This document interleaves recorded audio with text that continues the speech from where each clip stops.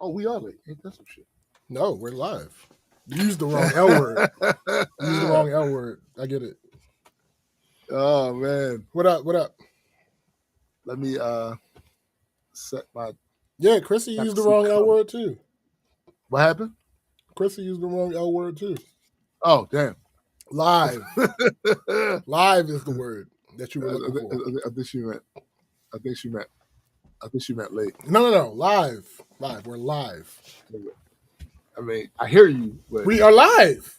we all live. But I Right. think she actually meant. What's done is done. Let's be solution oriented. She said, "No, y'all late." Live. Ah. Live. What up, GA? What up, Benny? What up? Just so everybody is aware, Nobody is aware.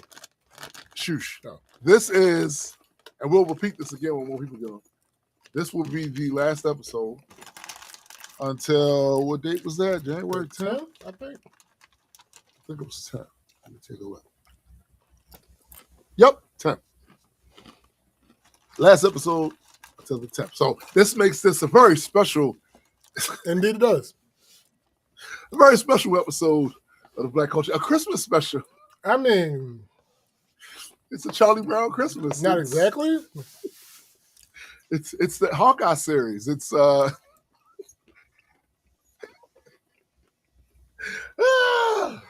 a holly jolly. Okay, Christmas. all right. I'm just saying. That's where we at. A lot of cool shit happening. A lot of fuck shit happening. It's really hard to sometimes know what demeanor you should have because on one hand you don't want to dismiss the fuck shit, right? Because real people's lives are in danger, being made worse off, all of that shit. But on the other hand, we're supposed to be a distraction. Yeah. What up, Gray? What up, Gray? And when there is a lot of good things happening in other directions, like for us personally, you got to focus on that. It's hard not to celebrate all victories. And that's the other part. You have to celebrate all victories. What up, Discord? You have to celebrate all freaking. What up? I'm still looking into that Discord too about your order. No, you're not. What up, Sean P? Shut up, Sean P. But yeah, man. Like we kind of owe a responsibility to our audience to not just present the fuck shit on. Right. It's our non-douchiary responsibility. Our non-douchiary? Yeah. Hey, yo! It's our non-douchiary responsibility, my guy. This nigga said non-douchiary. Because as I was doing my research, I saw quite a bit of the bullshit that happened this year. And I was like, you know what? I'm not going to write any of that down. I'm not going to write any of that down because... It's going to be the distraction. Yeah. It's going to be a distraction. Y'all know what's going on out here. Right. And anything that Venn diagrams into it, we'll find a way to make it. Sure. But, you know what I'm saying? Right. This good non-douche. I'm just saying. I'm just saying. Oh, that's hilarious. Ha, it is to laugh. I forgot where I got that shit from. I think it was a cartoon. I think you are a cartoon. I mean, sometimes, sure.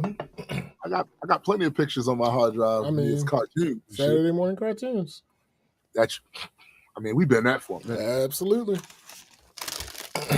We've been that for a minute. I want to thank everybody who has purchased any of our products from either the Black Culture Geek store or Majestic. Absolutely. Or whatever. We appreciate y'all. We had been having some issue on the Majestic front with our print on demand situation. We're getting that straight. So any outstanding orders, we're gonna make them stand. You know what I'm saying? Just give us a little bit of time. But also, it is cold as fuck here in Maryland. No, it's not as cold. The weather outside is frightful? The who? The weather outside is frightful? The weather outside is frightful. That's what you're saying. Is. Okay. It is. It really is. Listen, I know it's not as cold as up in the Great Lakes area. Oh, no. We not claiming that. We saying that for everything us, is relative. It is relative. Because my relatives don't like it either. My relatives hate that shit. They live up there, they hate that shit. But for us, we don't like this shit. Now I do recognize that there are some of us who played a lot of reindeer games during the summer. It was posting shit like all of y'all that said y'all I don't like the cold. Not us. I stay away from that shit. And go out and enjoy this heat. Go out and enjoy your hell and this, that, and the third. And I did.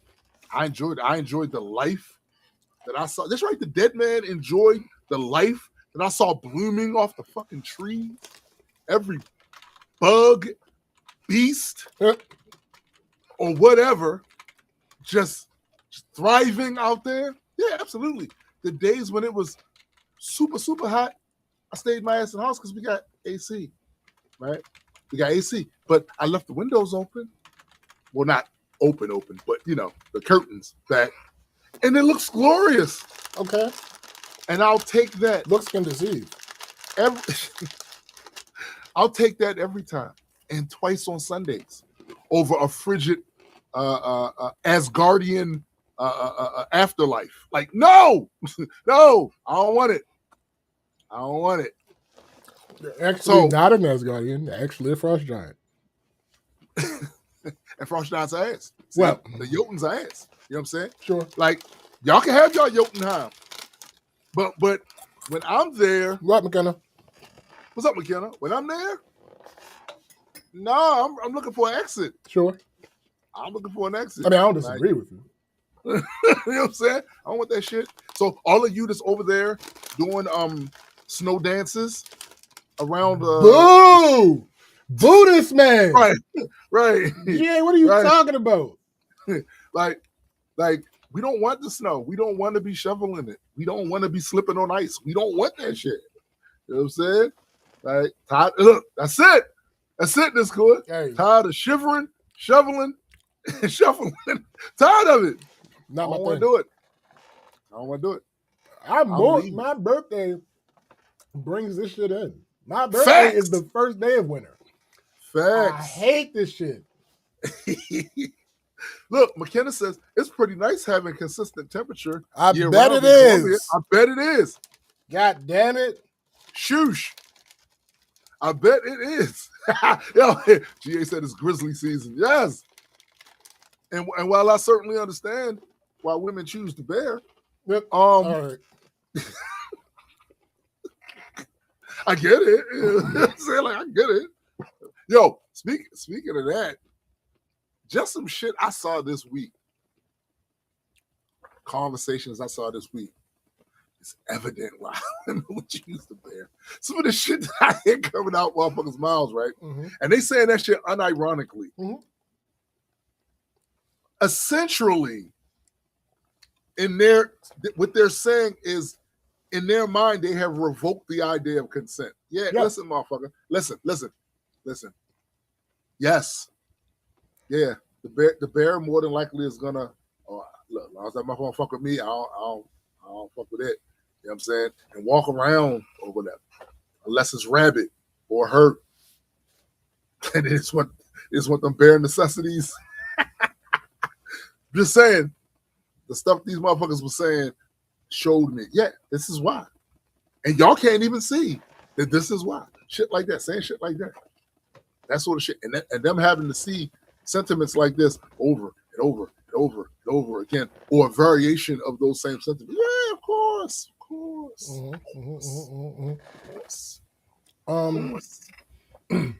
So let me do this. There's an update to a story that we did.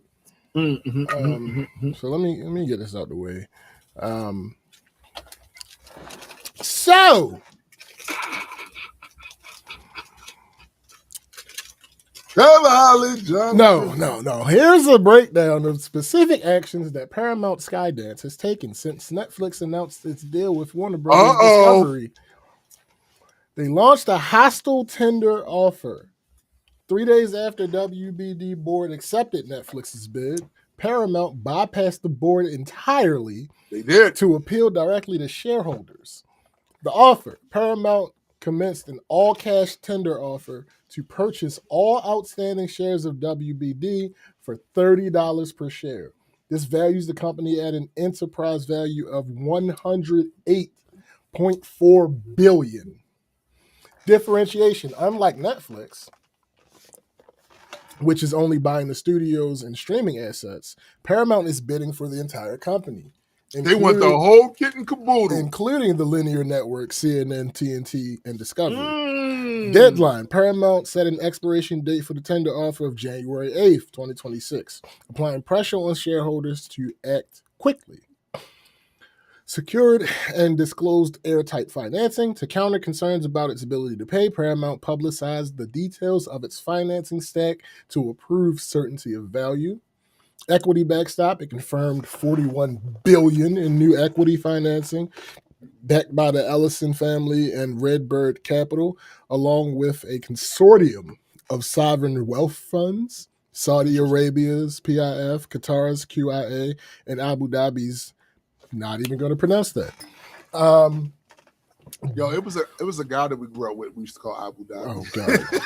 Debt commitments. It secured $54 billion in fully committed debt financing from a syndicate of banks, including Bank of America, Citibank, and Apollo Global Management.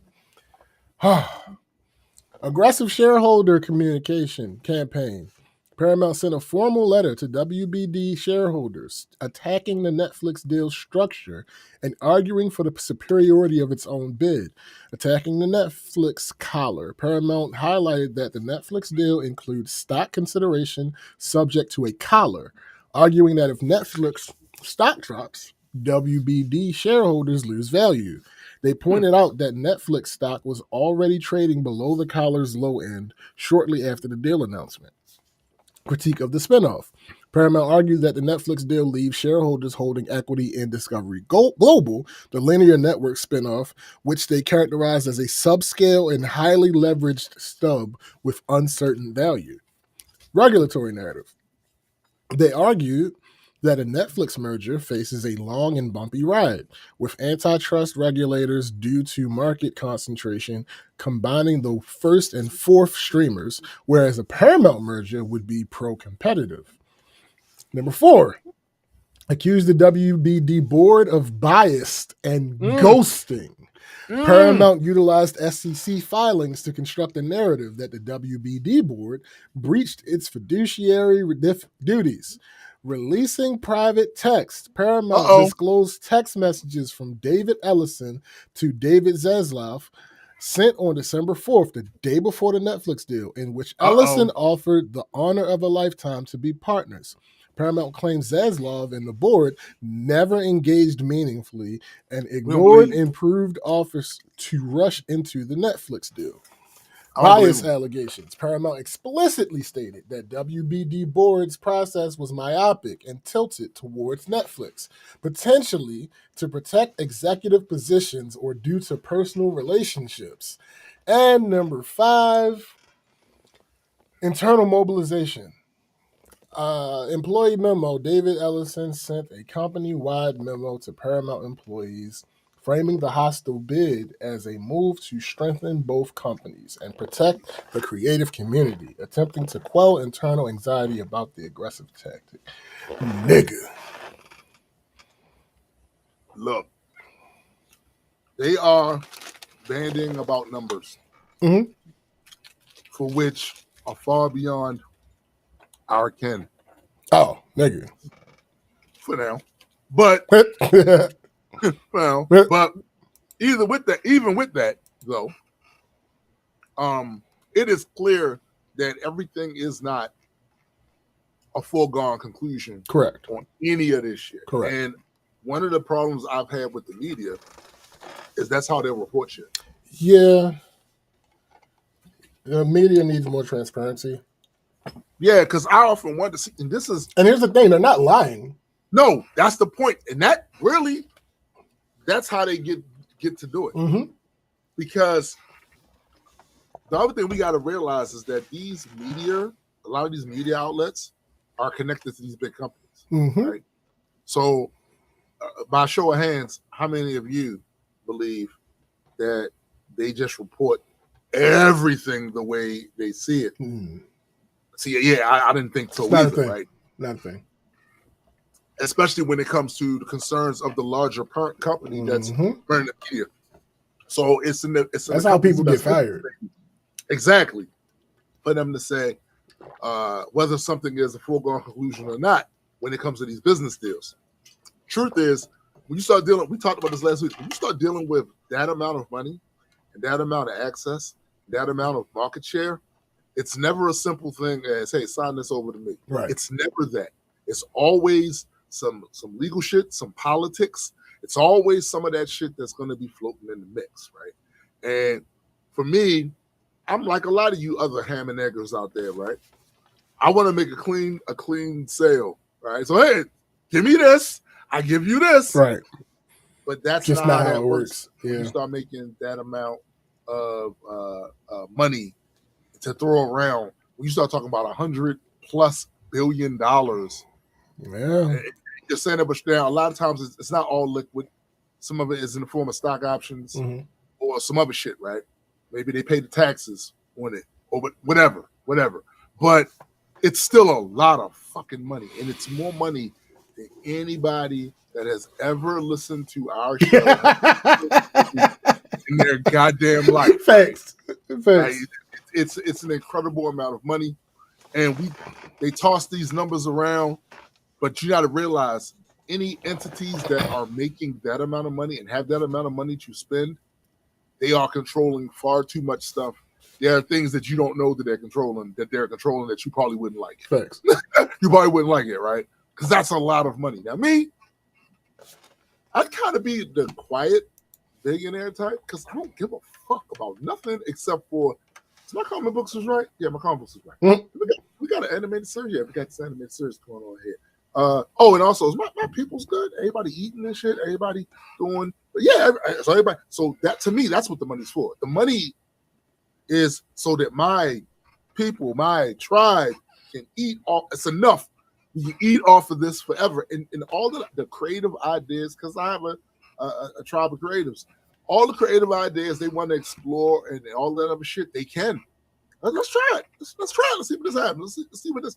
All of that, and on top of that, they can just focus on that. Mm-hmm. They ain't got to focus on shit else. They ain't got to worry about how their bills are going to get paid. They ain't got to worry about putting food in the refrigerator or how they going to get their next pill if they got some sort of medical situation. That's why I look at it. These motherfuckers don't. A lot of these motherfuckers, they've had financial security for so long, it's an afterthought. They don't even think about that part of it. Yeah.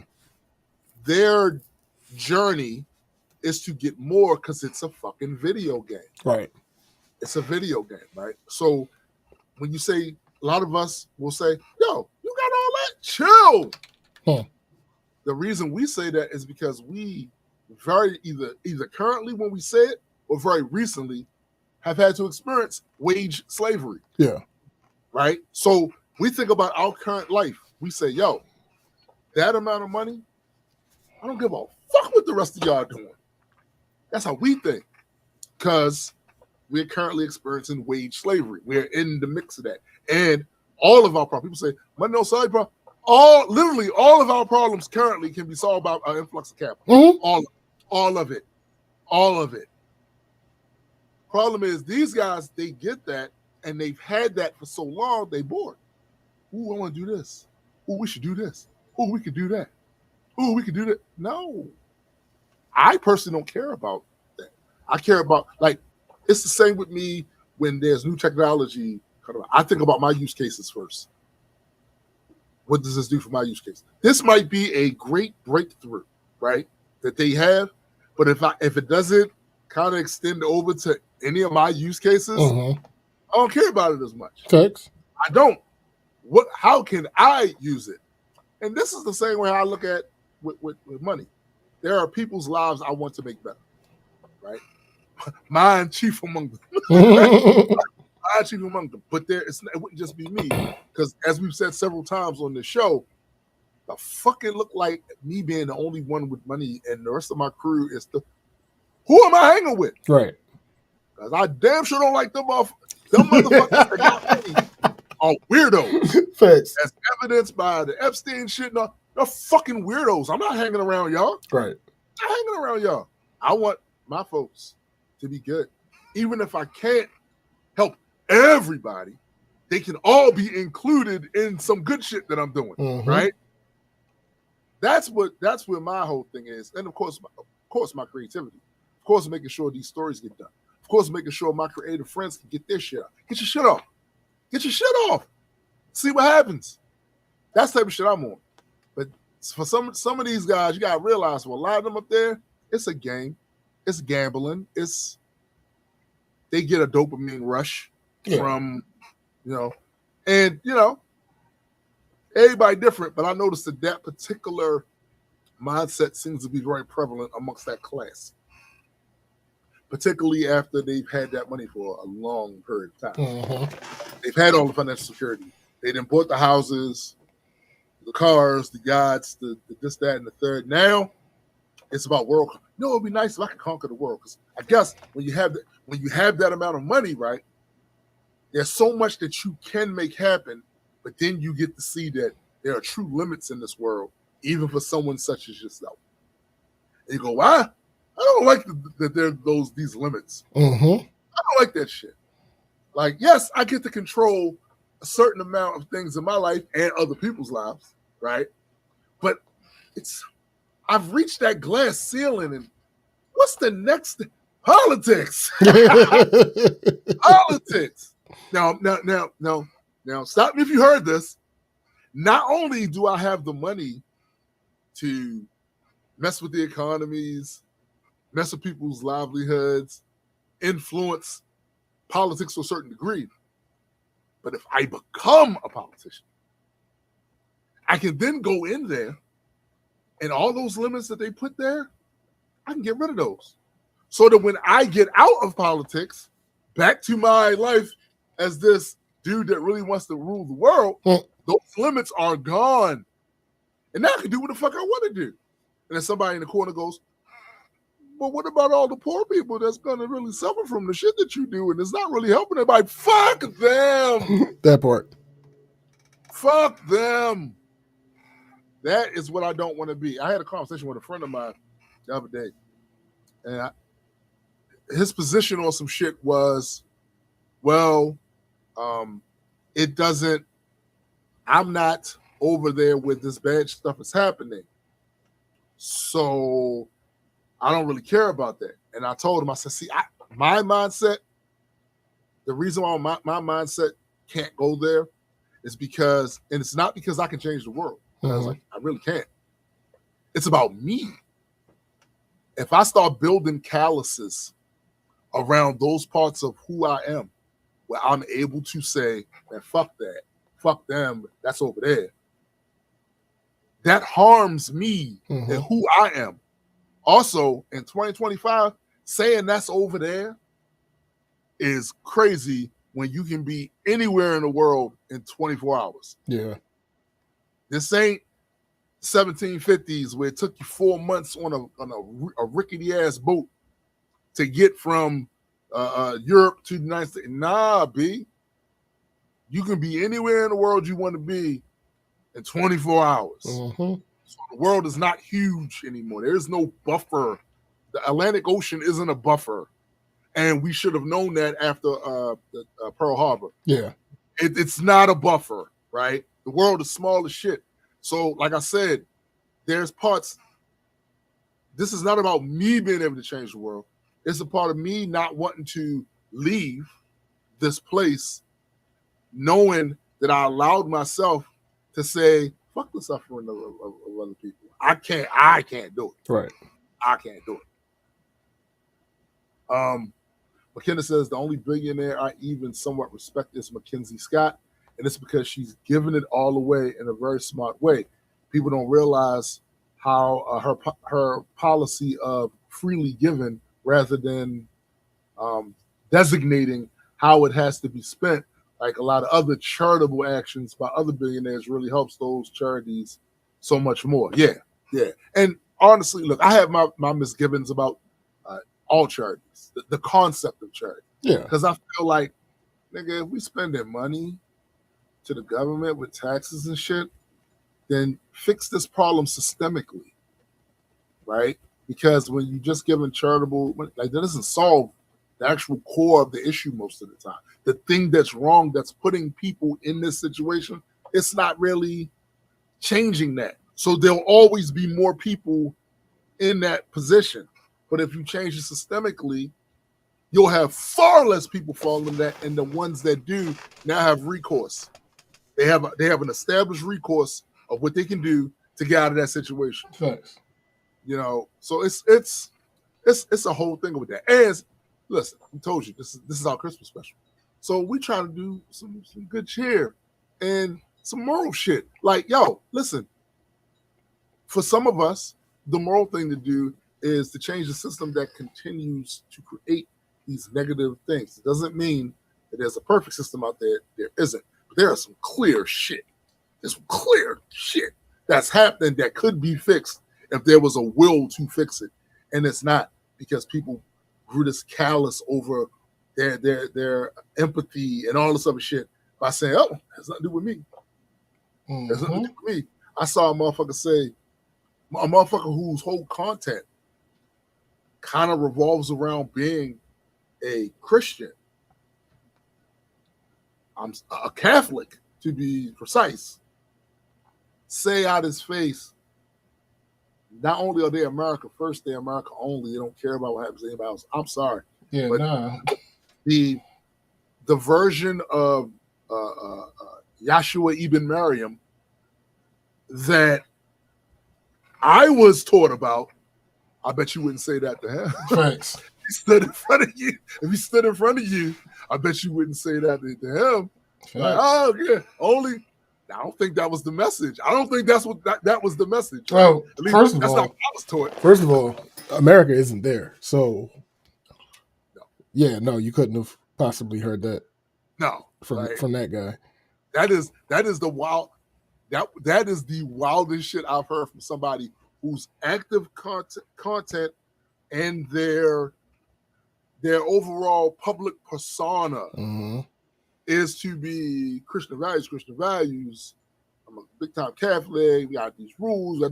For you to say that is crazy to me. That's it's one thing if your whole shtick was, I don't give a fuck about nothing, the United States, and you don't be putting no religious connotation or trying to be holy or then trying to hold whatever your religious values is over people that don't share it. Yeah. You do that. I see it in your content. That's what you do. See it in clips. That's what you do.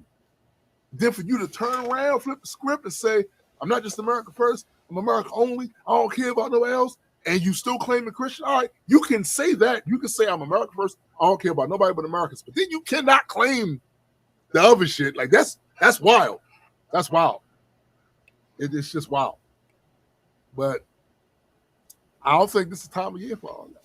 Yeah, I mean, listen, bottom line is, I had a conversation with somebody else about this too. It was like, well, a lot of that stuff was taken from other stuff and blah, blah, blah. 100% agree. But since it's here, right, we can make some good out of it. We can actually make some good out of shit, right? Why not make some good out of shit? It's literally systemically already in place. All right, let's form shape that shit and still keep the goodwill. Can we do that? Now, look, I can get on some Ren and Stimpy shit like everybody else. But there's a line to that shit. And like I told my homeboy, there are places in your mind that you should want to be in light and not in that darkness. And when you say or hold those sentiments, you are conditioning yourself to be callous. Mm-hmm. Fuck that. Mm-hmm. I'm not doing it. I'm not doing it. Nah, I'm not doing it. I don't Am know. I callous to my enemies? Sure, of course, because that just happens. They did shit. Yeah. I said they did shit. You gonna get this work, right? But to the average person who didn't do shit to me, regardless of race, color, creed, and all of that, you ain't do shit to me. Yeah. As average, you ain't do shit to me. I have no reason to be that callous to your shit. Agreed. You give me a reason to be callous with your shit. None. McKenna said, what's interesting to me is that in Colombia, people are donating more compared to their wage versus in the U.S. I'm actually not surprised at that. And there's an actually comprehensive healthcare system here. Yep. Versus how much donating in the U.S. is for medical bills. Like, I knew this was true at some point, but sure, if it's still, not sure if it still is. It probably is, but the biggest category on GoFundMe was healthcare costs in the U.S. That's so fucked up. Yeah, and this is what I'm talking about. That's the part I'm talking about right there. Like, yo, that's a systemic thing that needs to be dealt with systemically. Like the constant charitable stuff to try to patch holes in the system that could work, except people are dancing around the solutions because they got some ideological bent against something, even though they can clearly see in other countries that it works, right? It's working. Even if you adjust for the differences here in this country, culturally and blah, blah, blah, all that other stuff, you clearly see that the core of that other shit work. They're not having the same problems. They're getting better outcomes, and it's costing less. What the fuck? Like, this is, but this is where ideology comes in. People being slaves to ideology. That's where that comes in. Where they can't just look at something and go, objectively, this is working better than what we're doing. Yeah. What can we do, right, to figure out how we could take what works here and adjust it to what we're doing over here? Nope, because ideology trumps everything else over here. Yeah, it's stupid. It's absolutely fucking insane. Let me read Discord. Discord says, money wouldn't change me. I would give as much as I can back to those who have supported me first. And most of that is GU. I would still set my parents up. Of course you would. Of course you would.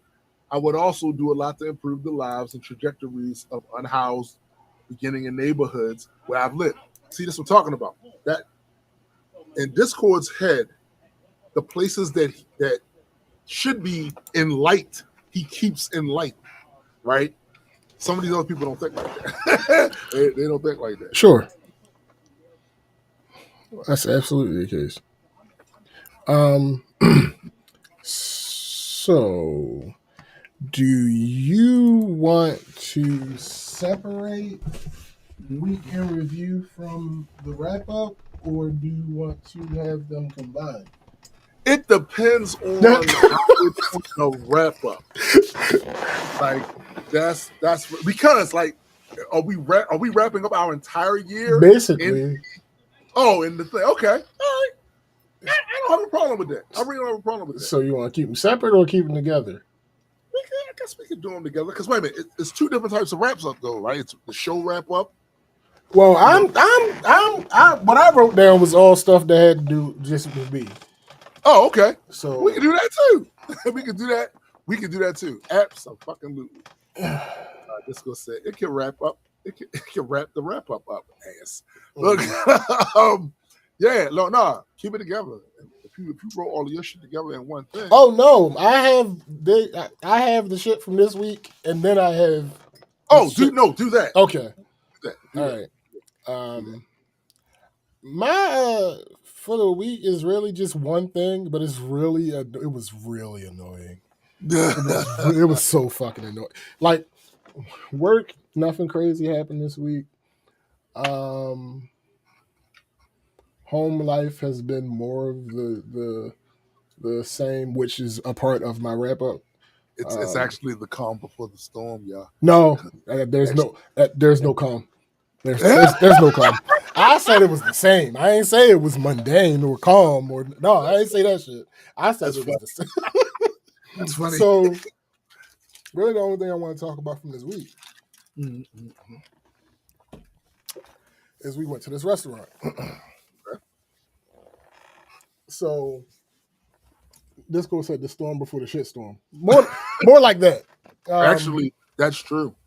So right now it's no shit. It's gonna be plenty of shit. But nigga, Dion's middle daughter's birthday was Sunday. Mm-hmm. I saw the pictures. Yeah, so we went out to eat for her birthday on Saturday. How many of y'all? It was like 11 of us. God damn. That's not a lot of people. Nigga, for reference, I can probably count on one hand the number of times me and 11 people since I've been an adult have gone out to dinner. Nigga.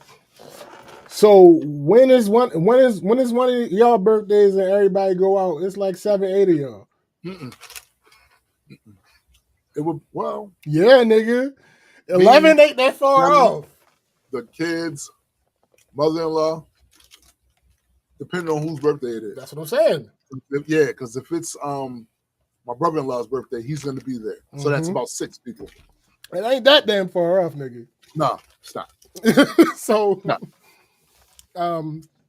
it's always a good time hanging with all those people, of course. But that being said, there's a but. This was the worst food experience I have ever had in a restaurant in Colombia. Ever. You know what sucks about that? Y'all niggas went to Colombia. Yep. Listen, we have certain if you're from Baltimore, right? Mm-hmm. We have certain expectations about the surrounding counties and shit around Baltimore. We really want to have some upscale experience. We're gonna go to one of the whatever, and to go there and it don't be that where you could have went to some restaurant in town, right? Fact. And got a better experience. It's ass. So, the place is called BJ's Warehouse. I heard that. Yeah, I'm sure you have. I've heard good things from different locations. This wasn't those. So, it was a party of 11. Ass. No, you are correct. You are correct, Ken. Right. I did not fly all the way to Colombia. We'd have found you for one day. No, I did not do that. Listen, I like traveling. I'm not one day. We'd have showed up at your job. I might have still been down there. Like where we cut at? No. Colombia, not Colombia. Yeah, not Colombia. Yeah. Colombia. It's Colombia. Yeah, Colombia. Yeah. Thanks, Chrissy. Oh no, it's on the list at some point. So the problem started as soon as the waiter came. Funny enough, Dion had been in contact with the restaurant, and they like making sure that the reservation that we were still coming because they were so busy and blah blah this and blah blah that. Right. We get there, our table's ready. You know, sometimes when you make a reservation, even though you made a reservation, when you get there, you still gotta wait a little bit. I would say damn near every time. Right. Yeah. Right. So no. I mean, I don't know how long, because we got there shortly after Dion, so I don't know how long they waited. Right. But when we got there, they were seated already. So that was great. Problems came as soon as the waiter came. He announced that the problems came as soon as the waiter came. That is not a good look. He announced that he will start at the top of the table and go around clockwise to take orders. Now, in theory, there's nothing new, novel, crazy about that at all. What caught my ear a little bit is that I've never had anybody explicitly state that. I've never had a waiter announce to me as if it was something novel that they were going to start with one person and then go around. And that, when I heard that, I was like, oh goodness, we might be in. Yeah. We might be. Yeah. Might be some shit coming. He said, we're going to do it like that because it's going to help me keep track of what goes where. Spoiler alert, it didn't work. I'm going to get to that, Discord. No spoilers. He then comes back and says he's taking the drink and appetizer order. Okay. He goes around. I was at the top of the table. He asked me what my drink order was. I told him. As I went to give him my appetizer order, he went to the next person. Right? Okay. So he goes all the way around. Remember, it's 11 of us. He goes all the way around with the drinks and then comes back to me and says, okay, what about your appetizer? So just so you know, that was clue number 2. Yes. That this was going to be ass. Yes. Discord said he was probably autistic. I am not a mental health professional. No, he's just a mental health subject. I am. And I have relatively extensive experience with people who are neurodivergent. Yeah. I believe. I do too, but I believe there was something about his neuro was definitely divergent. I didn't. The only problem was I didn't think I was. No, you didn't. Yeah, no. I was diagnosed and explained too early. So yeah. So I was aware. So why did he do them separately? I have no idea. No clue whatsoever. A couple minutes later, he comes back with the drinks. Okay. About 5 minutes later, he comes back and he takes out entree orders. Okay. About 35 to 40 minutes later, some of the appetizers start coming out. Uh-oh. Yeah. So the big issues for the night were with me, Chrissy, her mother, Dion, and Dion's goddaughter, Sam. The rest of the people didn't have many issues. There was an issue here or there with the rest of the people, but we won't skip over that because, that's going to make it take a little bit longer. And I don't know the full detail because we were busy worried about what was going on with us. Of course. Okay. The apps that had started coming out, the waiter didn't know who ordered what. Now, remember a couple minutes ago when I told y'all that he explained the way that he was going to take the orders and the reason he was going to do it that way is so he would remember where everything goes. Okay. A lot easier on him. Okay. Yeah, when the app started coming out, he didn't know who had what. Oh, wait a minute. That kind of defeats completely. Not kind of. Oh, completely. So, yeah. There were. No, I don't. I'm telling you, I think that something upstairs was different. I don't think he was high. So now, as these apps are coming out, there are extra apps that don't belong. Now, that wasn't readily apparent immediately. Mm-hmm. So Chrissy and I had ordered the sampler to share. Right. Dion ordered the sampler. Sam ordered the sampler. Mm-hmm. The sampler came with mozzarella sticks, 2 burger sliders, wings, and chips with a choice of 3 different dips. Okay? Right. Now, he brought out an order of mozzarella sticks and didn't know where they were supposed to go. Okay. A part of the reason he didn't know where they were supposed to go is they weren't supposed to come out. Oh. They ordered the sampler, which happens to have mozzarella sticks on it. So when that happens, we know that that's not right. Of course. But Dion didn't think it through, and she's like, "Oh, these must be mine because what I ordered comes with mozzarella sticks." And I said, "Hold on, think about this. That's like 8 to 12 mozzarella sticks. Right. That would be the order of mozzarella sticks. That wouldn't be the sampler The sampler is lesser quantities than if you would have ordered it on its own. Because that's how the price wouldn't make sense if you were getting a full order of these things. That's absolutely right. So he brought out those.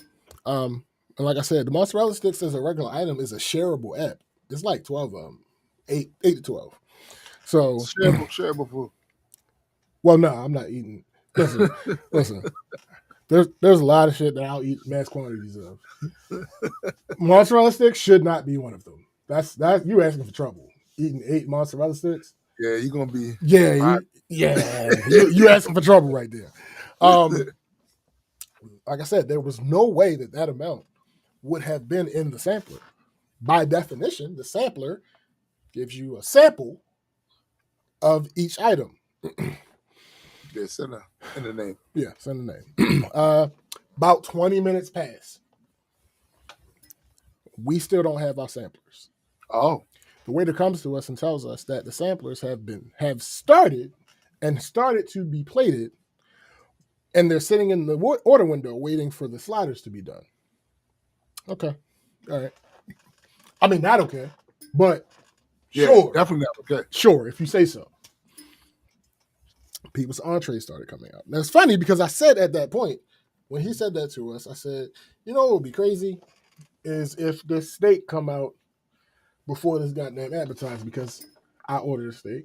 Sam ordered a steak. Right. About a minute or two later, Sam's steak comes out.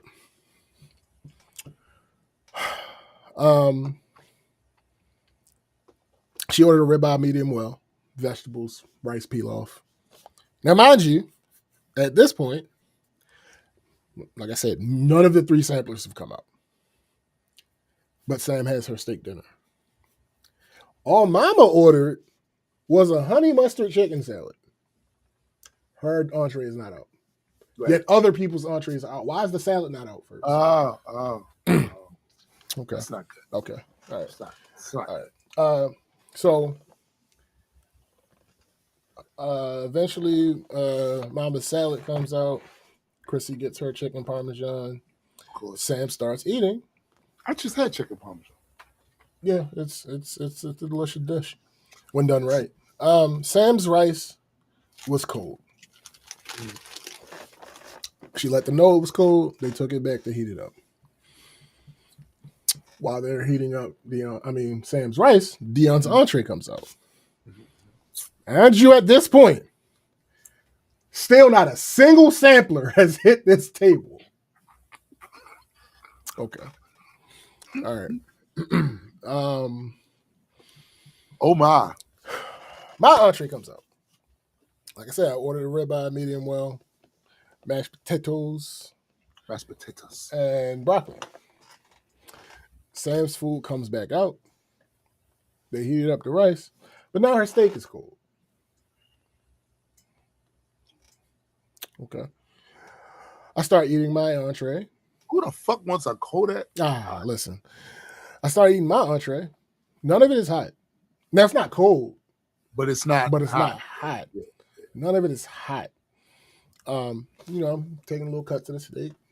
Okay. Right. It's cool. Mashed potatoes. They cool. Broccoli, I ain't expect much different. It's literally just sauteed broccoli. Like, right. It was what I expected it to be. The manager walks by. Dion grabs him. Starts telling him all the shit that's happened thus far to that point. Right. So, manager was great. He starts working on fixing that. He walks away and starts, putting everything in the works. Right. I get about an inch, maybe inch and a half into my steak. Mm-hmm. It's not medium well. It's much closer to the low end of medium rare. Yo, hey, listen. That is a non-stopper. Basically pink from edge to edge.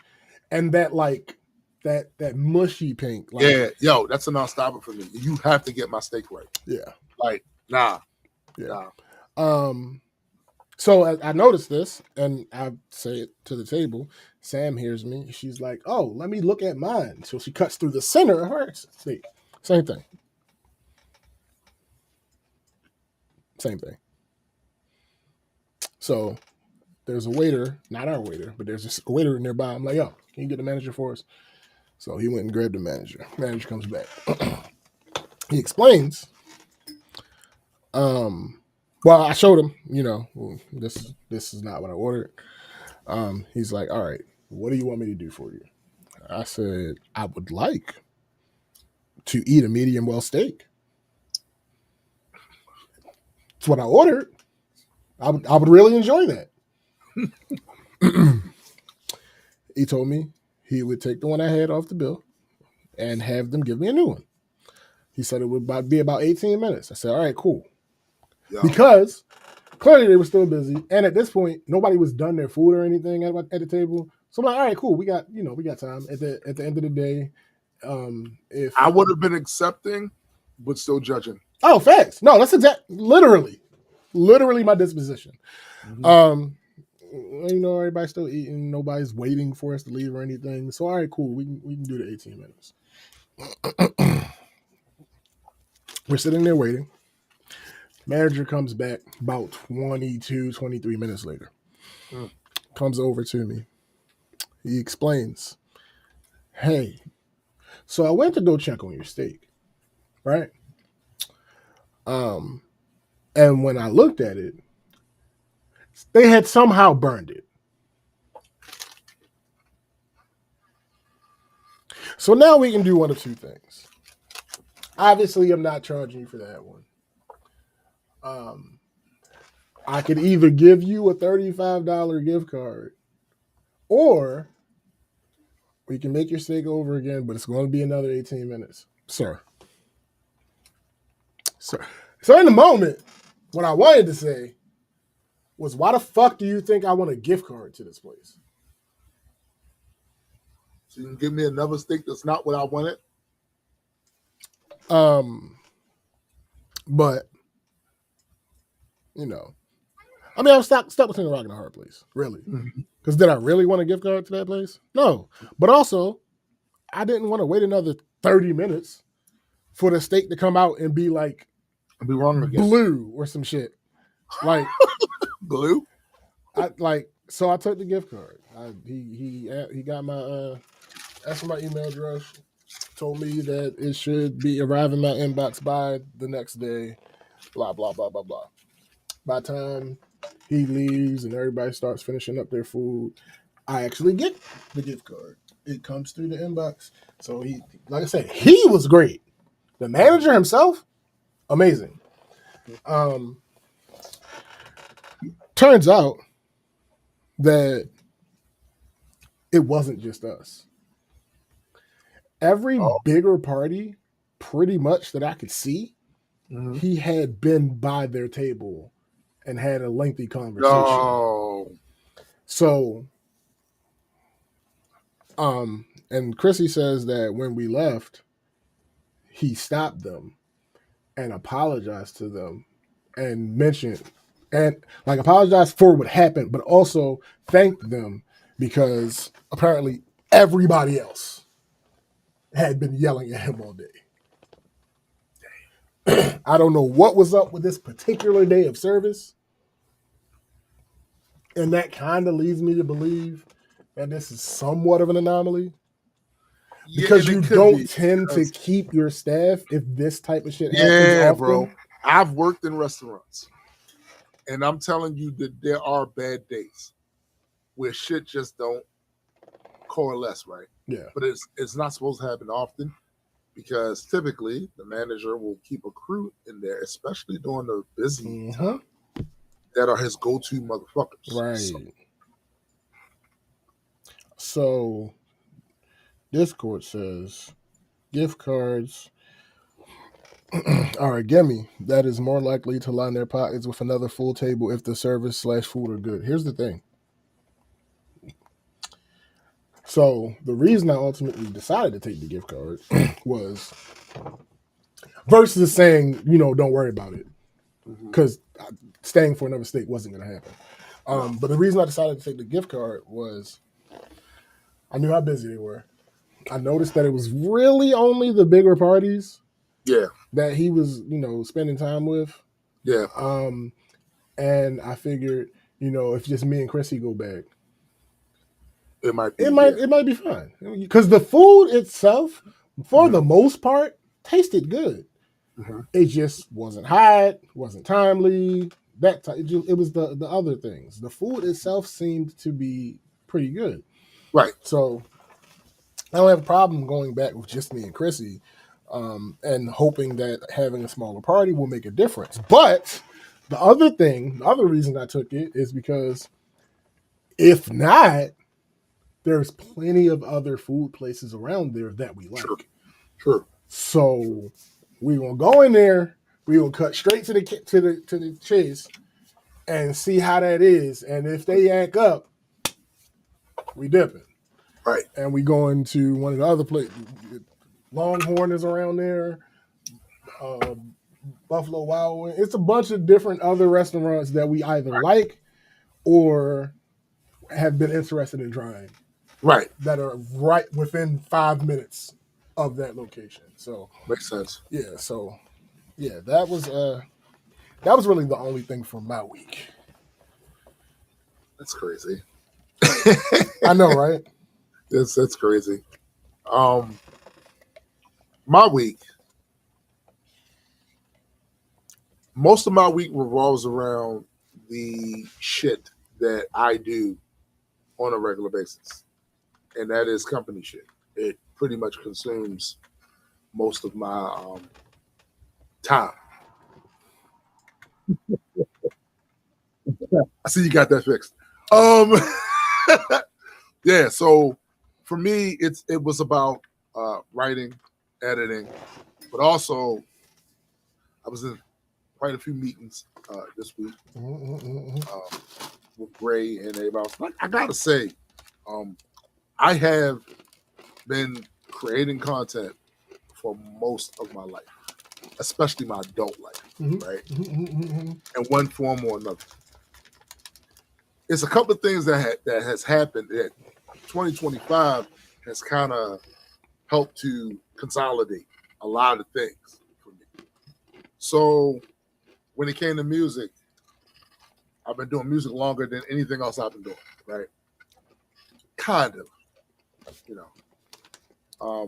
but with that, I went through several groups or tribes of people, right? And we were all doing this thing, and then next moment we weren't all doing it, right? People fell by the wayside. People got hung up with other things. Whatever the case was, they stopped doing it. And I used to be salty about that in certain situations because I felt like you should have just told me. He did that. You know what I'm saying? But as time has gone on, what I have seen those things as are vital moments in my development as a creator. Word. Because there are lessons that at the time I didn't pull from it. That later on I went, oh yeah, because that forced me to be more independent with what I was doing and not have it necessarily depend on other people. Which, by the way, that mindset also bit me in the ass at certain times too, right? So, like I said, over the course of time, I have traded creative partners all over the place. I gotta say though, 2025, it seemed like all of the best possible things that could happen for me creatively, as far as having a tribe of creative people, happened. And it built up over time thanks to other things that happened previously. So you take GU as just an example, right? I had no way of knowing back in, was it 2010, 2011 at this point, being introduced to Graydon would have us end up here. Right?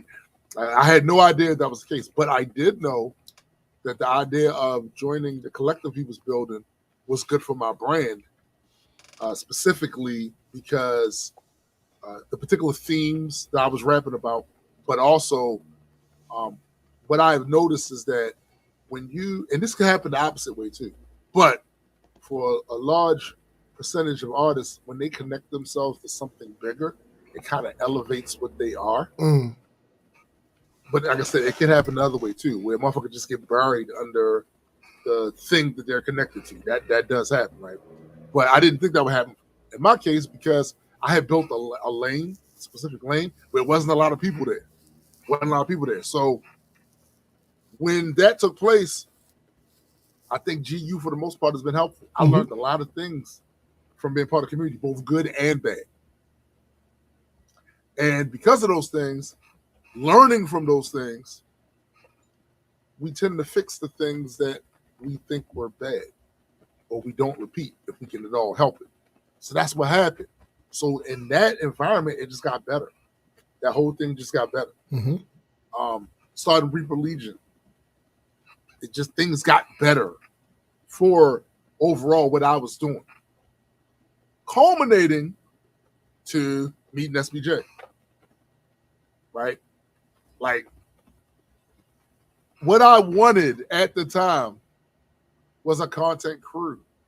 Because I saw one YouTube channel where I found out because of one of the videos they did that he was just the face of the channel. Yeah, other motherfuckers doing all the other shit in the background and stuff. Just the face. And a light went on like, oh, so all this dopeness that's happening on this channel is not attributed to one person. Correct. He's not running around doing this, doing that, and this. No, he's got a crew back there. We need a tribe. I need that, something that. And I tried it with other people before that. And it never worked out. Never. Until Multi-World Entertainment. So think about it. On one end, I got the GU community, Reaper Legion, and all of that.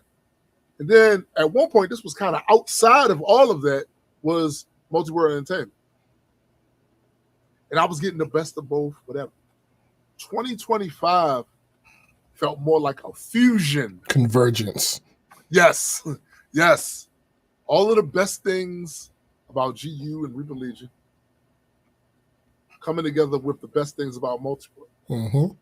Because for me, the Multi-World whole experience, not only did I learn a bunch of shit from it, but it kind of got me to try shit that I didn't even think about trying before, right? That's the same thing with GU, right? So it's like those two things coming together in that SBJ, especially with the Majestic Comics stuff,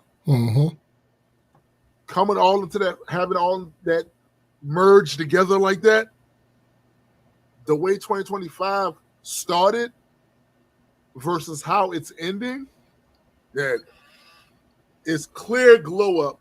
It's clear step up. When we have these meetings, when I go in Discord, and I see Gray and SBJ in a meeting working on the books and shit that they're working on, that is a fusion of the two things, right? When this week it just happened to be Christopher was in his office, I was in my office, Esha was in her office, Gray was in his office, but our web agent was in the office. And then when you looked at how it looked on Discord, it was amazing.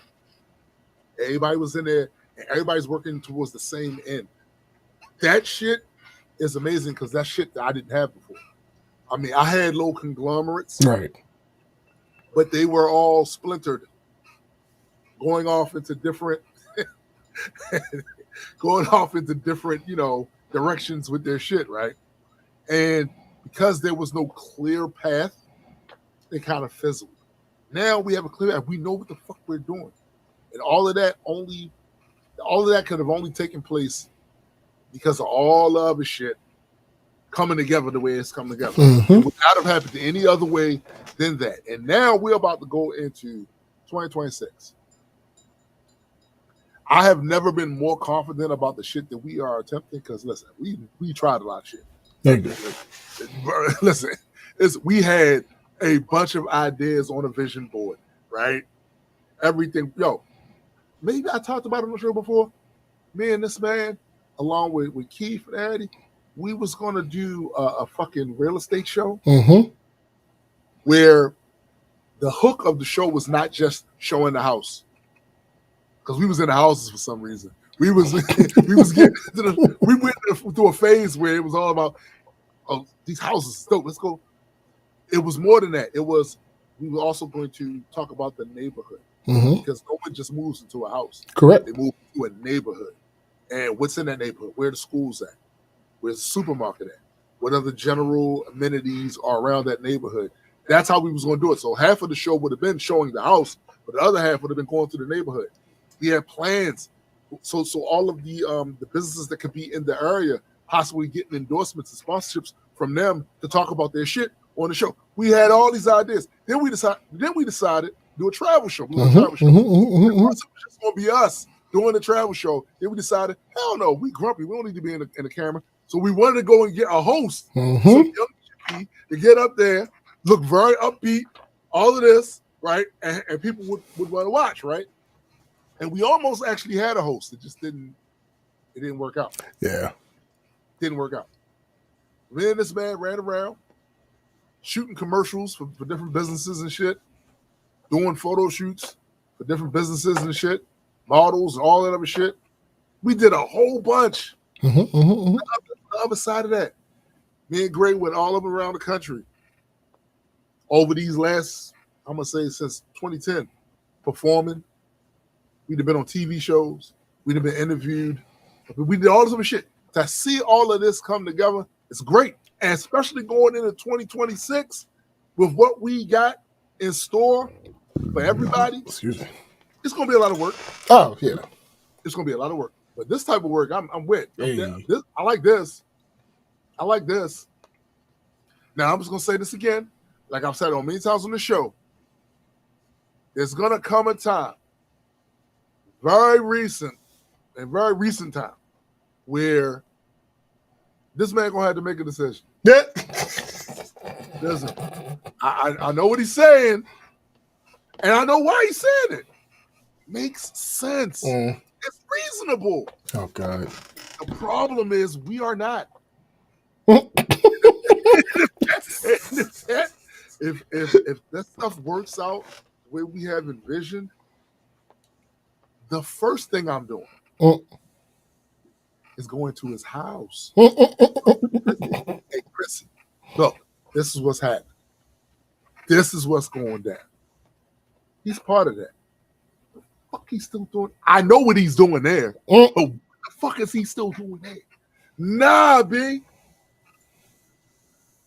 And we're going to be annoying about it until he leaves. We just are. It's going to be annoying about that shit until we just are.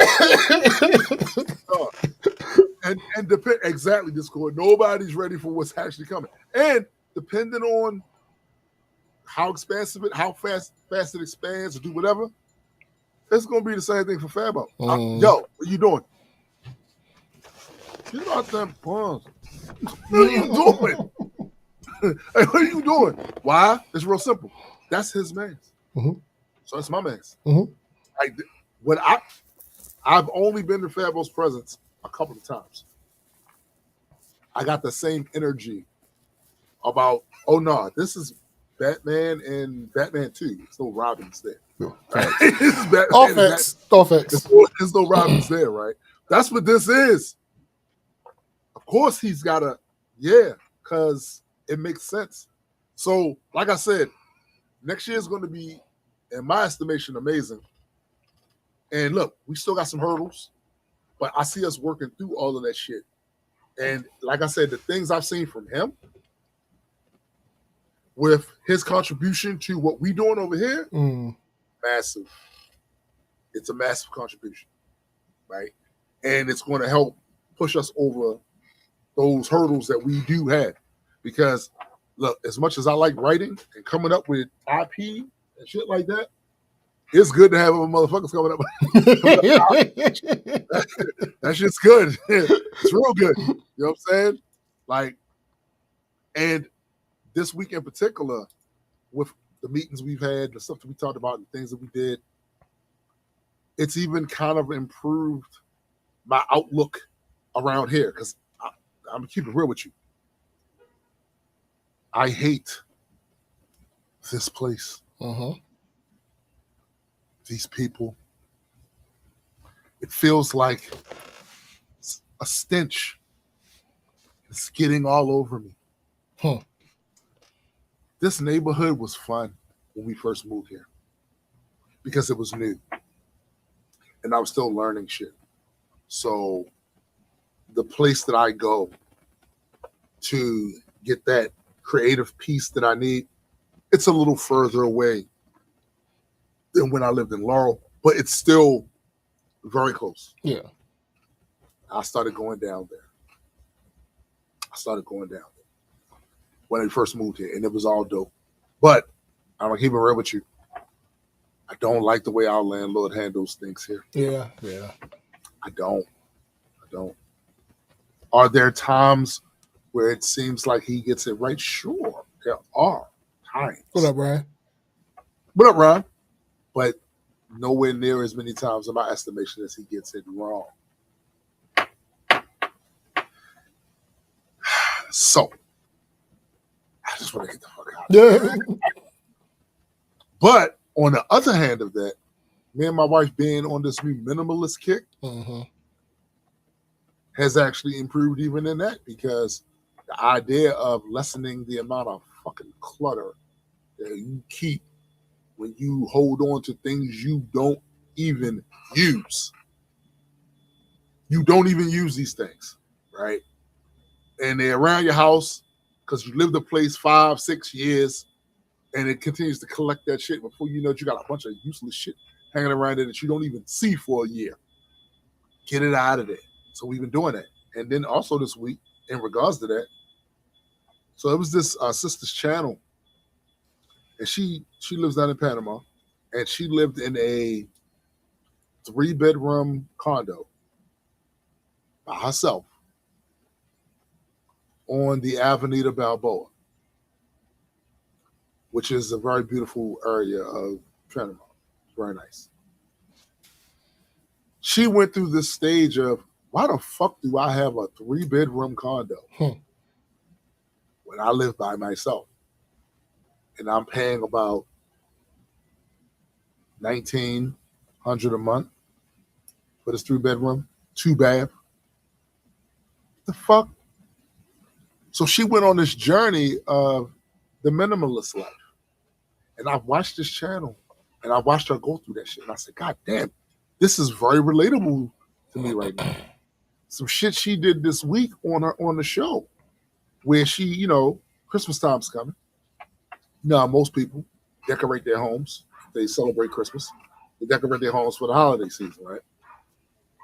But the way the new place she moved is set up, she moved into this 1-bedroom, whatever.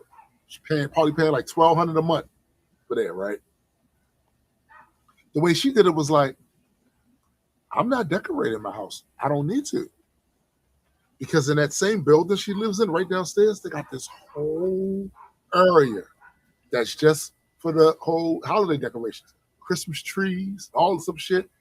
And because of the nature of the way this condo is, they have parties down there with the people that live there. You can go down there. They got people playing music live, all of that shit on different days. If you want to be amongst a bunch of people that's doing that shit, and your neighbors, basically, you can go down there, be a part of that. They got security. There's no bullshit going on. None of that. None of that. And she said in her actual condo, instead of decorating the whole thing for this shit, she has one little spot that she cleared away, whatever was there, and that is specifically for what she has. And it's not a bunch of gaudy shit. It's one little thing. She got a plant, one of those multiple colored Christmas plants or whatever. She got one sitting right there. Everything else in there, cleared away. Quick path to everything. It's dope. And when I first got onto that, was actually when I went to Panama in the condo that we stayed in. It was perfect. Right? So she has a whole philosophy on the minimalist shit that I didn't even know existed until I watched the one this week. And I was like, I actually rock with that. McKenna says, I feel you on the minimalistic thing, too. Going from living in a house, then living in an RV, and then moving to another continent with just my laptop bag, hiking bag of clothes, and my dog was so right. That's the other thing. The ability to get up and go when you need to get up and go and not have a huge thing that you got to carry with you or worry about. We getting older over here. So only thing that ends up happening when you hold on to a lot of that bullshit is you pass and leave that problem to your kids. All this shit. And I've seen that happen on numerous occasions. Because when you growing up, you got older people in your family, aunts, uncles that passed. Their house is there, their apartment there, and it's got a shit ton of stuff in there. Not leaving my kids with that problem. Yeah. If anything, the problem is going to be how to spend this money. Proper way to spend this money, right? So that they don't fuck it up, right? Sure. That's a good problem to have, right? It's a good problem to have. McKenna continues, eventually I will get to the one bag traveler stage once I have money to move more often. See, and that's the thing. So in McKenna's case, she's young. She doesn't have this huge family that she's carting along with us. We're always going to have somewhat of more stuff because, in this house currently it's 5 of us, but unless my mother-in-law decides to go with us, it'll be 4 of us when we move out the country. So we're always going to have, but it's not. It don't need to be the way it was. It don't need to be the way it was. This week we added on to more of that philosophy by tossing some more shit out. Get it the fuck out of here. And the only reason why I didn't go into the shack, because it's cold. It's cold. It's cold. I'm gonna wait to do the shack shit to next year, right? Because that's basically me going in, dragging a certain number of things out, and then calling bulk trash pickup, scheduling them to come and get that shit, right? So that's a matter of that. Or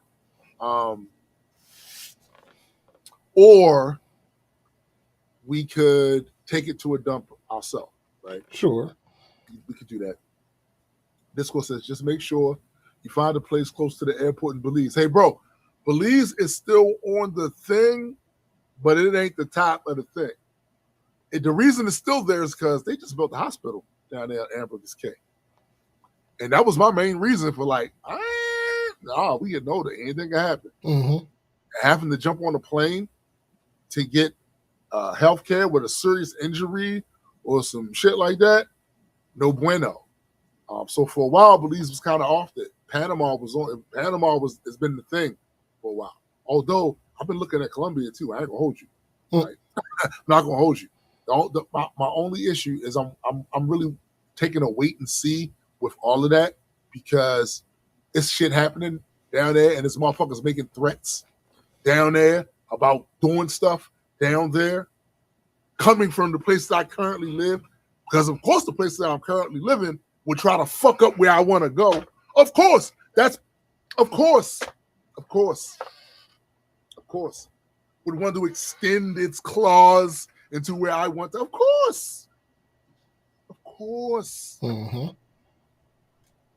Because why wouldn't it? It's been fucking up shit from my grandparents. Their grandparents. So of course it would take this time when I'm planning on the big whatever. You know what? We taking an interest in that down there. Really? McKenna says Colombia has a better healthcare system. True. than Canada or the U.S., closer to Germany in terms of rankings. Obviously not geographic, of course, but like I said, I've been looking at Colombia too. I've been looking at it because weather. Remember how we used to say on the show, the evidence sways me. Weather sways me. I ain't gonna. Yeah. Weather sways me. Thanks. It does. Look, I love Panama City, and I can acclimate to the heat. I did it down there in 5 days. I did it. Like in 2 days, I was good. I had my hat on. I was good. Drinking enough water. I was good. However, Forever Spring is appealing. It's like Thanks. that shit is hyper appealing. Hyper appealing. Also, this week, I swear to you, I don't know if it's the forgetfulness of getting older or if it's the ADHD. I don't know what it is. Yes. Both things? Yes. For some reason, I keep putting my fucking phone down in a place that I think when I first put it there, I think to myself, oh yeah, I'm gonna know. I'll put it here because then I can find it, and then forget where I put it. I think more times this week than probably the last 6 months, I have used Find My Phone. Yes. Yeah. Some of it, of course, is probably because I'm doing too much. And then your mind gets taken off of the last thing you did to do this. But that's been me for a minute too. With the whole one moment I'm sending SBJ some story shit, some IP shit. Next moment I'm sending them some artwork. Hey, look at this. And then, next moment I'm sending, hey, look at this. You know which, by the way, I just thought that was just my natural way of being, which it is, but it's also connected to some other shit. So there it is. But whatever the case is, it's causing me to put my shit down with the express purpose of putting it there, knowing, oh yeah, this right here, I'll be find this, and then not being able to find the shit. And I'm already, what the fuck did I do with my shit? And then look, here's the thing. I try to fight against the using the Find My Phone shit. No, let me stand there for a minute. I got it. Hold up. Sorry, I went and did this. And then I moved over there. And then that dumbass cat got in the way. And all right. Okay. Damn it! Let me go over here and try to find my phone. Yeah, nigga. No, don't fight it. Embrace it. It's so ass, yo. It is a part of you. It's so ass. Sean says, I'm always having to call personal phone with work phone to find my phone all the time in the apartment as well. McKenna says, speaking of phones, just got my Christmas bonus. All right, we lit. Hey. So we lit, right? Yeah, so I got mine too. It's going. What'd you say? I got mine too. It's going. Oh, damn. I got mine too. It ain't gone. I ordered from a refurbishing place yesterday. Oh, all right. I ain't mad at that. This girl said I'd be reorganizing my file folders on my PC every day, and it's still a clusterfuck. Yeah. Bruh, that's the other tale of this week. Actually, that's the tale of this year. Yeah. That's the tale of this year. Trying to find space. And also trying to organize shit because when your creativity is going fast and you're just trying to get it down. Very good. I'm slide this here. I'll move it, but I need to start to say for the moment so I can move to the next thing. It never moves. It never moves. Not like this. Not like this. So then I tell myself, today's the day. Today's the day I'm gonna go into this folder here, sort all this shit out. I'm gonna consolidate shit. Why do I have two different folders for the same type of shit? This could all be in the same. I tell myself that. Mm-hmm. And I start out doing it. Mm-hmm. I never finish it. Yeah, it's the plan. The plan is to do that. I never finish the shit. And that's it. That's it too, Discord. The flow state shit. And you don't want to be derailed off your train of thought. That's it. If I got an idea, I'm trying to work that idea and get it down because, ironically, I know how forgetful I'm going to be with this shit. So I try, but in the process of doing that, I create more problems for myself. Mm-hmm. And to this day, right now, if I look at my fucking drive, look at my drive, and I'm going to tell you guys the type of space I'm dealing with. So my C drive is small as shit. Total is 572 gigabytes. I will never do that bullshit again. Yeah. Never. My D drive is collectively actually, it's not that big either. It's 354 gigabytes. What the fuck? I was not even thinking. But I have these other drives on here as well. My E drive is almost 2 terabytes. My F drive is 4 terabytes. My G drive is 5 terabytes. And my I drive is 7 terabytes. Mm-hmm. And you go, Toon, what the fuck are you talking about? You got all the space in the world. Well, what's left of these currently? 172 gigabytes left in one, 88 gigabytes left in another, 82 left in another, and 296 left in the 7 terabyte one. It's chock full of shit. And what type of shit? Because I'm a hoarder, right? Mm-hmm. So as much as I'm trying to fix that in my material life, because the computer doesn't take up a lot of space, it's in the corner over here. My mind has yet to make the connection that this is also part of that. Absolutely it is. It's part of that. And I literally have shit in here from, my God, 2007. That I've been carrying around pictures, audio files, movies, TV series, documents. If I wanted to, I could go to my iDrive right now and pull out just Multiworld shit. From the beginning of Multiworld to now. Pictures we've taken, not just the finished version of the pictures, but that was edited, but the raw versions of the shit is still there. Every vacation that I've been on with my family, since I've had my family is in this motherfucker. Shows that I performed at, pictures from those shows, pictures from other photographers of those shows. Shout out to my man PJ. PJ has gone to at least 2 events where he did all the shooting for that. I have all of those still on my shit. I got bad songs that I just didn't delete that's still on that shit. Both in quality of sound and just structure. And just yikes. Yeah.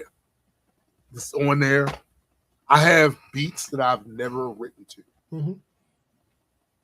Beats that I've purchased from producers since at least 2010 that I've never used and probably won't use now because they're dated, right? It just depends on whatever it is. But although I have a tools and method now of refreshing a lot of that old shit if it can be refreshed. So I might do that. But it will literally be if I don't do something drastic and say, I don't need you anymore, I'm deleting all of this. It could be years. Yo, the amount of comic book files that I have alone is ridiculous. Mm-hmm. And that's been the story of this year for me. One of the reasons I don't game as much, other than the fact that other things have replaced gaming for me, like, for instance, writing comic book stories, characters, all that other shit, it's replaced a lot of that need for me. There's still a couple of games that are my must play in order to get my head right that I haven't been able to play. is because of the space on my computer just not being conducive for that. And here's the other thing this week. I have a 3060 RTX graphics card. When I bought that, it was top of the line, baby. It was shit. There was no game that I had that I could not play in ultra settings. The downside was I didn't have a 4K monitor at the time, so I couldn't, I finally got a 4K monitor 2 years ago. I've had this about 2 years now. Here's the thing. It is no longer at the top of the line. It is no longer the it thing. And the thing with video games is they do patches and updates and this, that, and the third, blah, blah, blah. When you're PC gamer, that's what they do. I think they're still doing a console. I haven't played console in a while, so Right. But yeah, they give patches and stuff. And now, this card struggles with games I used to play at full setting. Take No Man's Sky. When I first got the 4K upgrade, I could play it. The next time they did an update, I can't play that shit in 4K. I can't. That shit will crash and all of that. I have to play it in 1440. And even then, depending on where I have the settings of the graphics, that shit is an ass playthrough. And here's the other thing. Crazy. Yeah, that is. That's terrible. Pause. And the other thing about that is, now that that's that way, that's actually one of my decompressing games. I decompress with that. No longer play it, so I'm up all the time. I'm on 10 all the time now. All the time. Yo, look at this. Yo, I just did this. Yo, do you see this video about this? I'm on 10 all the time now. And now the very reason that I got the card, the very reason I wanted the 4K monitor, all that shit is all going to waste. Because I want to play my shit in the ultra, especially with things like No Man's Sky. I like No Man's Sky for the not the adventure of it, but the exploration. Yeah. I like it for exploration. So that means I need shit to look really, really good. And they've done these amazing changes to the shit that I can't even use now. I can't even use it. So I have got to do upgrades. And the thing is, I do plan on doing that, but it's more than just getting another card. I have to make sure that my motherboard and my power supply can run that goddamn card. Because there will be no more mistakes like what happened years ago when my motherboard died on me and shit. Because I got the wrong card up in there and it just wouldn't. Like, I said, fuck you. It gave me 2 gameplays. After that, I tried to turn that shit on. I was like, no. In fact, not only am I revoking your gaming, you ain't gonna do nothing else on this motherfucker either. That's what it did. And this year has been about me just trying to rob Peter to pay Paul with my storage and memory, this, that, and the third, and all of that, and it fucking sucks. Can't do it anymore. So next year, I am upgrading. Fuck that. And fortunately, there are people around me, GU, Multiword, or whatever, that can spec out some shit for, hey, I'm trying to get this to do this, whatever, what I need to do that. Now, I might try that Discord. Discord said a fresh window install can work wonders. Yeah. I might try that. The other thing about me making big changes, though, I don't like to do, because I'm still working with this motherfucker. Yeah. And I need this shit to work. And I don't need me to fuck it up. And the only person I can be mad at is me. Right? Fuck that. It's a reason why for years, even though I knew how to do a lot of shit, I would take it to somebody else. I'll pay you to do it. Because I don't want to fuck it up and I'm the only person I can be mad at. If they fuck it up, I got you. I got you. I'm on your ass. You owe me. Get this. If I fuck it up, I owe me. Damn that. Damn the budget. What we're doing is more important than money. Yo, speaking of, that's the other thing this week. I'm ending with this. Every year around this time, there are a series of programs I must watch that fit into the season. Mm-hmm. I have a list, and it keeps growing, actually, which is ass, but I have to watch the Supernatural Christmas episode, the Charlie Brown Christmas episode. Mm-hmm. I added Hawkeye, the Hawkeye series. Sure. It's Christmas oriented. Indeed. That hard one. I know. I already know. All right. Also, I added the Guardians of the Galaxy Christmas special too. Sure. That shit is good, bro. Shit is funny as a motherfucker, right? In fact, I'm gonna watch that today at some point, so I can scratch that off the fucking list. Mm-hmm, right? Mm-hmm. And it's probably about the Christmas episode of Flash. I think in the first or second season. Yep, Discord I just saw your comment. Yes, that's one of them. I watched that one too. And it's like probably about 10 other programs that I have to watch. Married with Children, 2 Christmas specials they did. I have to watch those. And this all started years ago when I was living in Laurel. And it was the first Christmas Eve that my daughter spent with me. Because until I got custody, I would get her late Christmas. Like late. Like 8 o'clock, 9 o'clock in the evening. I would get her then. But I had custody, so she lived with me, right? Now she was still going to go over her mom's or grandmother's house and all that other stuff. Mm-hmm. But that would have been, after a certain period of time. This time, she spent the Christmas Eve over there with me. And we were the only ones in the house. My wife went out of town. We was the only ones in the house. And what did we do? We played Christmas songs, talked trash about them, trolled the hell out of them, and watched Christmas programs and trolled the hell out of that. And that became a tradition. That's me and her tradition. That's what we do. Discord. I watch Married with Children every day. They had a lot of seasons, bro. You know what I'm saying? They had a lot of seasons. I watch Married with Children every day. Every day. It's playing in the background.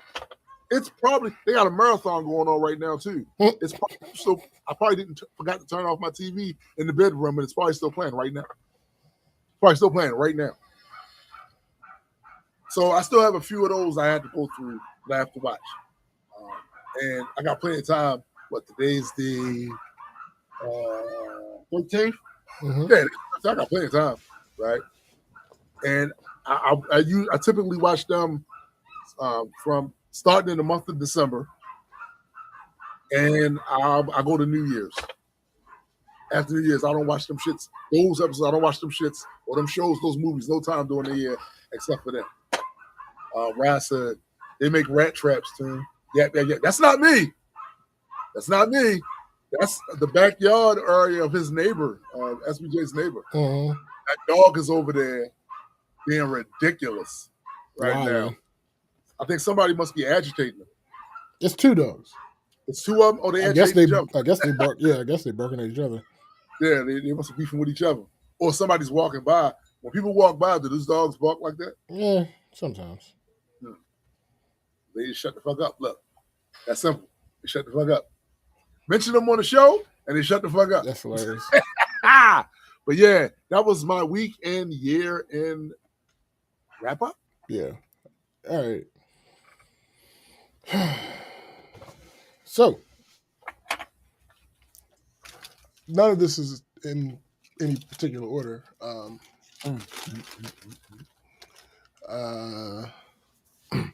Divine. That was a whole thing. It was the whole thing. An entire thing. I would say on this show, our first, like in real life, nemesis. Facts. Absolutely. 100%. That went back and forth because here's the thing, right?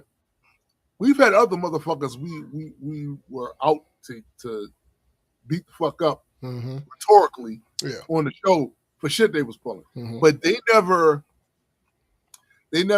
we don't know, they don't know us, we don't know them. Right. They never can respond. Right. This is different. This is different. This is much different. Yeah, that was a time. Yeah. And we don't hear about anything about Divine anymore because thankfully everybody that Chrissy was cool with has gotten the fuck up out of there. So salute to them. Yes. I considered doing some research to see, what was going on. Nah, it's not even worth it. I don't really care that much. It was only for the purposes of the wrap-up show, but yeah, I'm good. I'm good on that.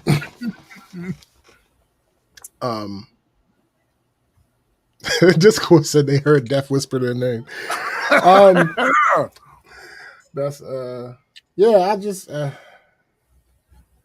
was a real time, and that got me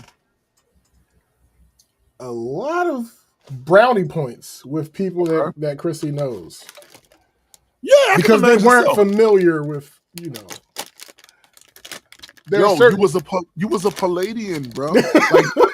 Like you went at their neck. There's certain sides of myself that I try not to show on a consistent basis because they're not pleasant. I don't like them. And that's one of them. Right. But unfortunately, we ended up in that position. I ain't shy about it. Right. I had to do what I had to do. So, yeah, that was, that was an error. Discord, that's funny. That's hey. That's from the intro of one of my songs, too. The Monster song. That other side that you show to nobody for fear they would be repulsed by you. Hey, listen. So, wedding, of course. For those who don't know, I got married this year. Wait a minute, when? Yeah, I got married this year. You ain't tell nobody? Nah, listen. It wasn't. We got a whole show. It wasn't a secret. I just wasn't telling nobody. Damn. You know how many times I've had to say that shit this year? It was not a secret. It's not a secret. I'm just not telling anybody. Hold up. That was a big part of the show this year, too. Did I talk about getting fussed out about the baby shower? No. So, how's that you? One of my coworkers, right? Mm-hmm. One of my coworkers, I went to their location, I think it was Monday. Mm-hmm. And I was just there doing my fucking job. That's it.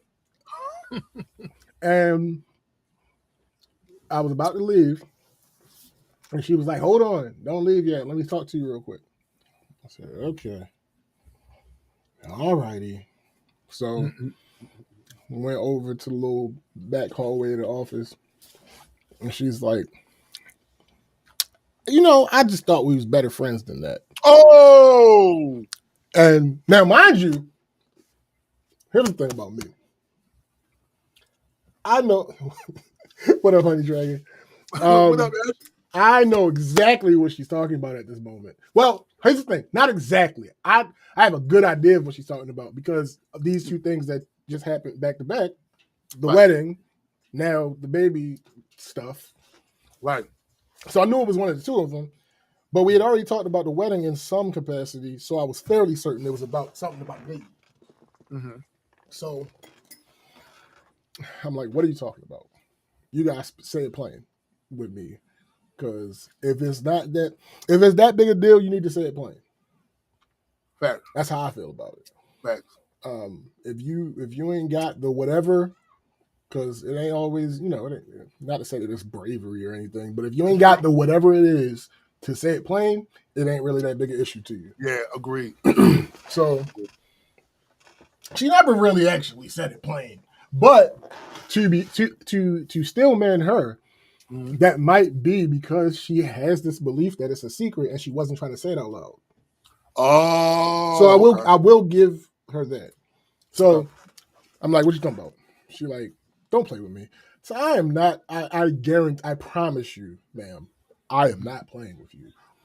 I would like to know what I'm being accused of. So she like, where? She's like, where is it? I'm like, where's what? Where's what? She's like, stop playing with me. I'm like, I'm not playing. She's like, where are you registered at? Oh.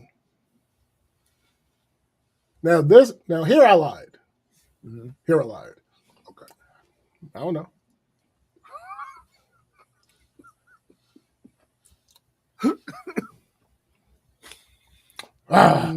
What you having? Oh boy.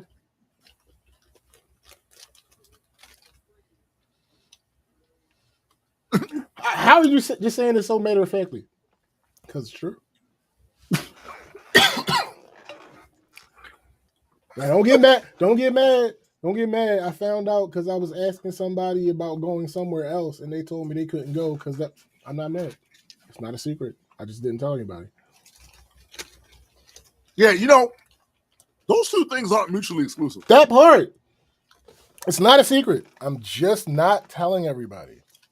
Actually, pretty much anybody. So she said, why you lie? It's for JJ. Oh, because I don't listen. I have no reason to believe this person would have gotten anything from the registry. Oh. For several reasons. But,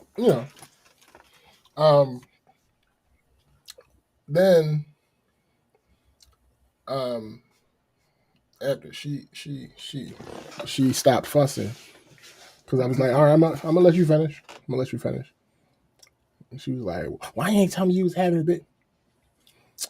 I didn't say the words to you, but I kind of told you I was having a baby.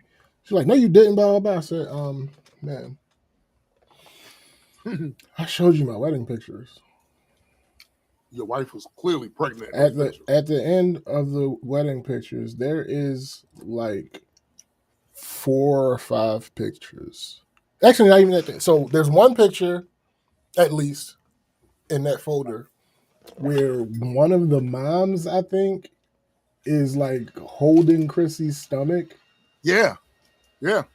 And then at the end, when we were doing our private dance,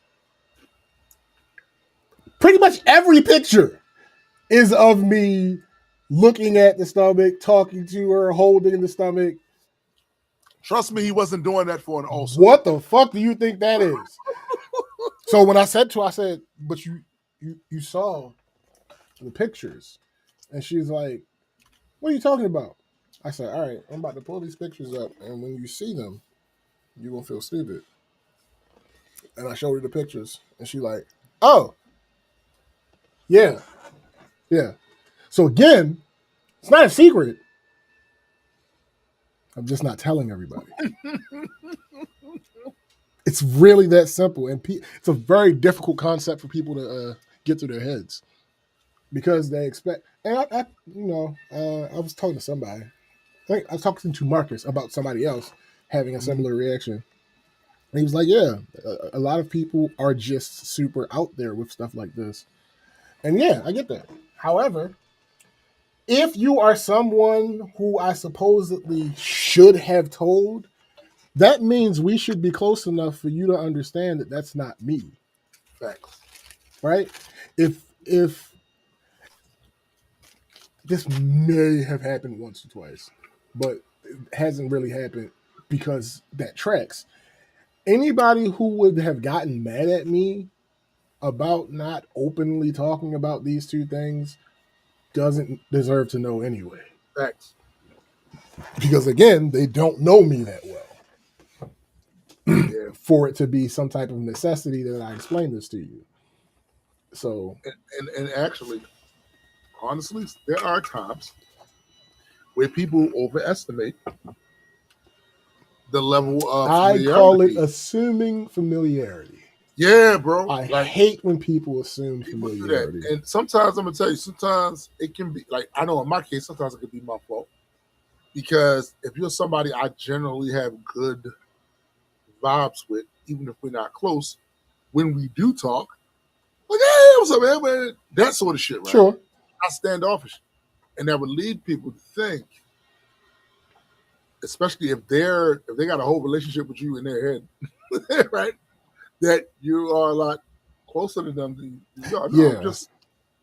I'm an asshole. I'm just not that type of asshole. Right.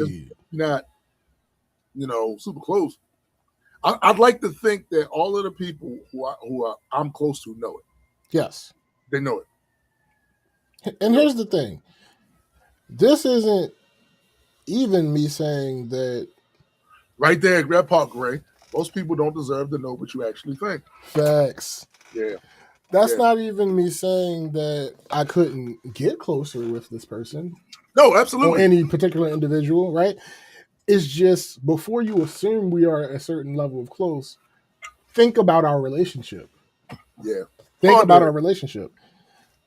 If we have never had a reach out one-to-one, ever, not once, it's probably not safe for you to assume that we're best friends. Like, and yes, I used the extremes on both ends. I use the extremes on both ends to make the point. But yes, like, there are several people who I've had 2, 3 individual reach out conversations with that I consider my folks. Of course. Same. But if I've never had one with you, we probably not folks. And that don't mean we couldn't be. Just that currently. It's just that currently. Yeah. That's all I'm saying. No, I'll give you a classic example, right, of somebody that I consider my folks, even though we don't hang or talk on it off. Shafril. Facts. 100%. So that when we're together, though, it's like, oh, yeah, because I consider him my folks. Facts. Right? But we don't talk all the time. Correct. 100%. That is a perfect example for both of us.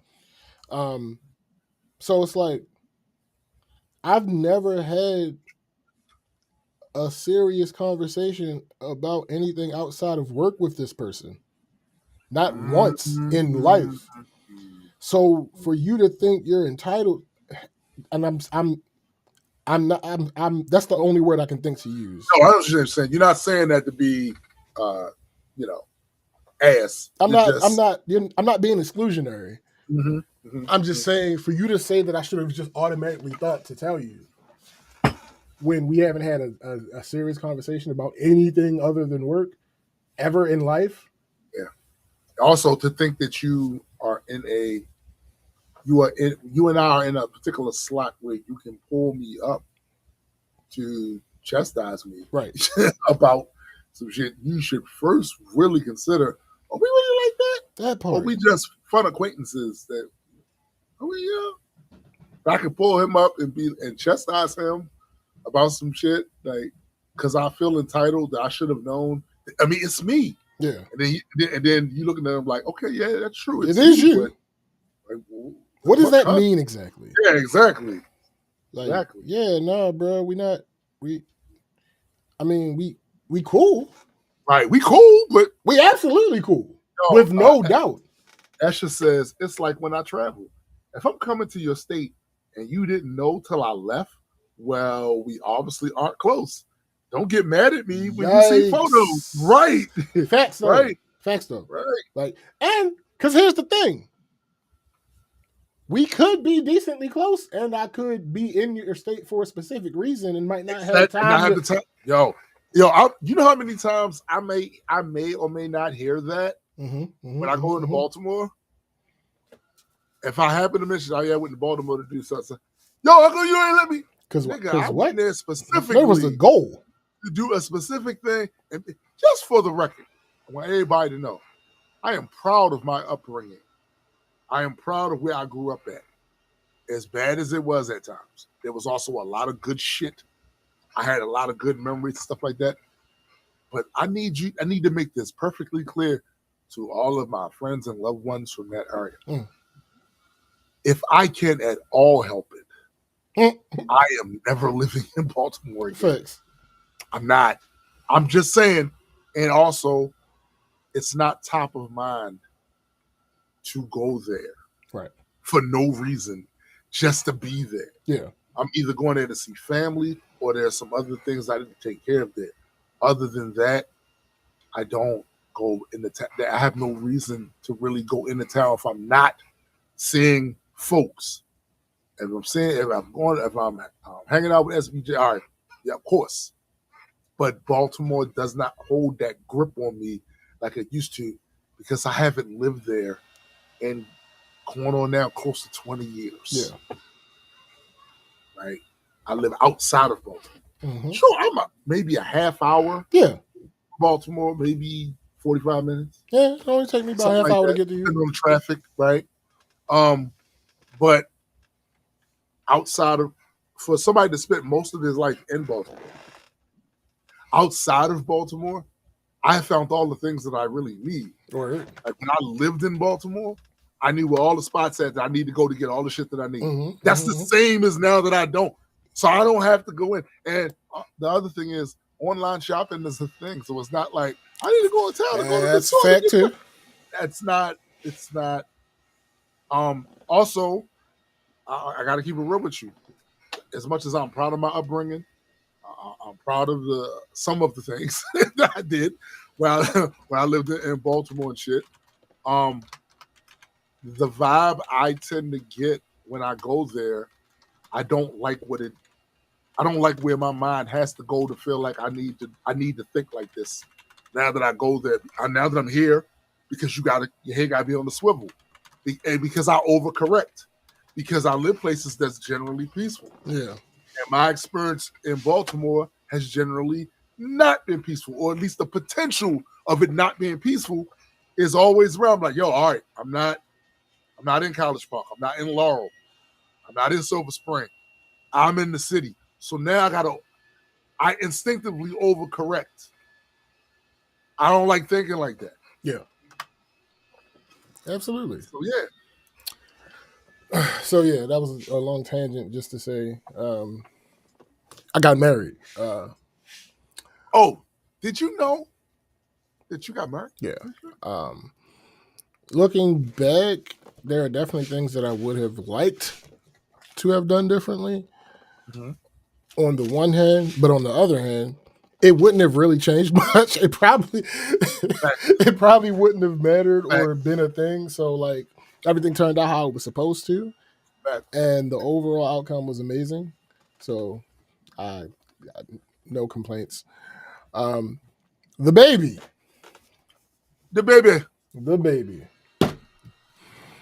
Obviously, we found out we were having a baby this year. Did you? Now, he ain't going to be here till next year, but still, we found out this year. And a lot of this year had something to do. Bro. Basically, a lot of this year had to have that in mind. Mm-hmm. We had started trying before the engagement last year. And then we realized... How come you didn't know nobody was trying? Because that's not how that works. Then we realized that the process that we thought, because apparently we were wrong, thought that we would need to go through would be too much while we were trying to plan this wedding. Mm-hmm. So we had decided to officially start trying on the honeymoon. Well, clearly, that plan went out the window.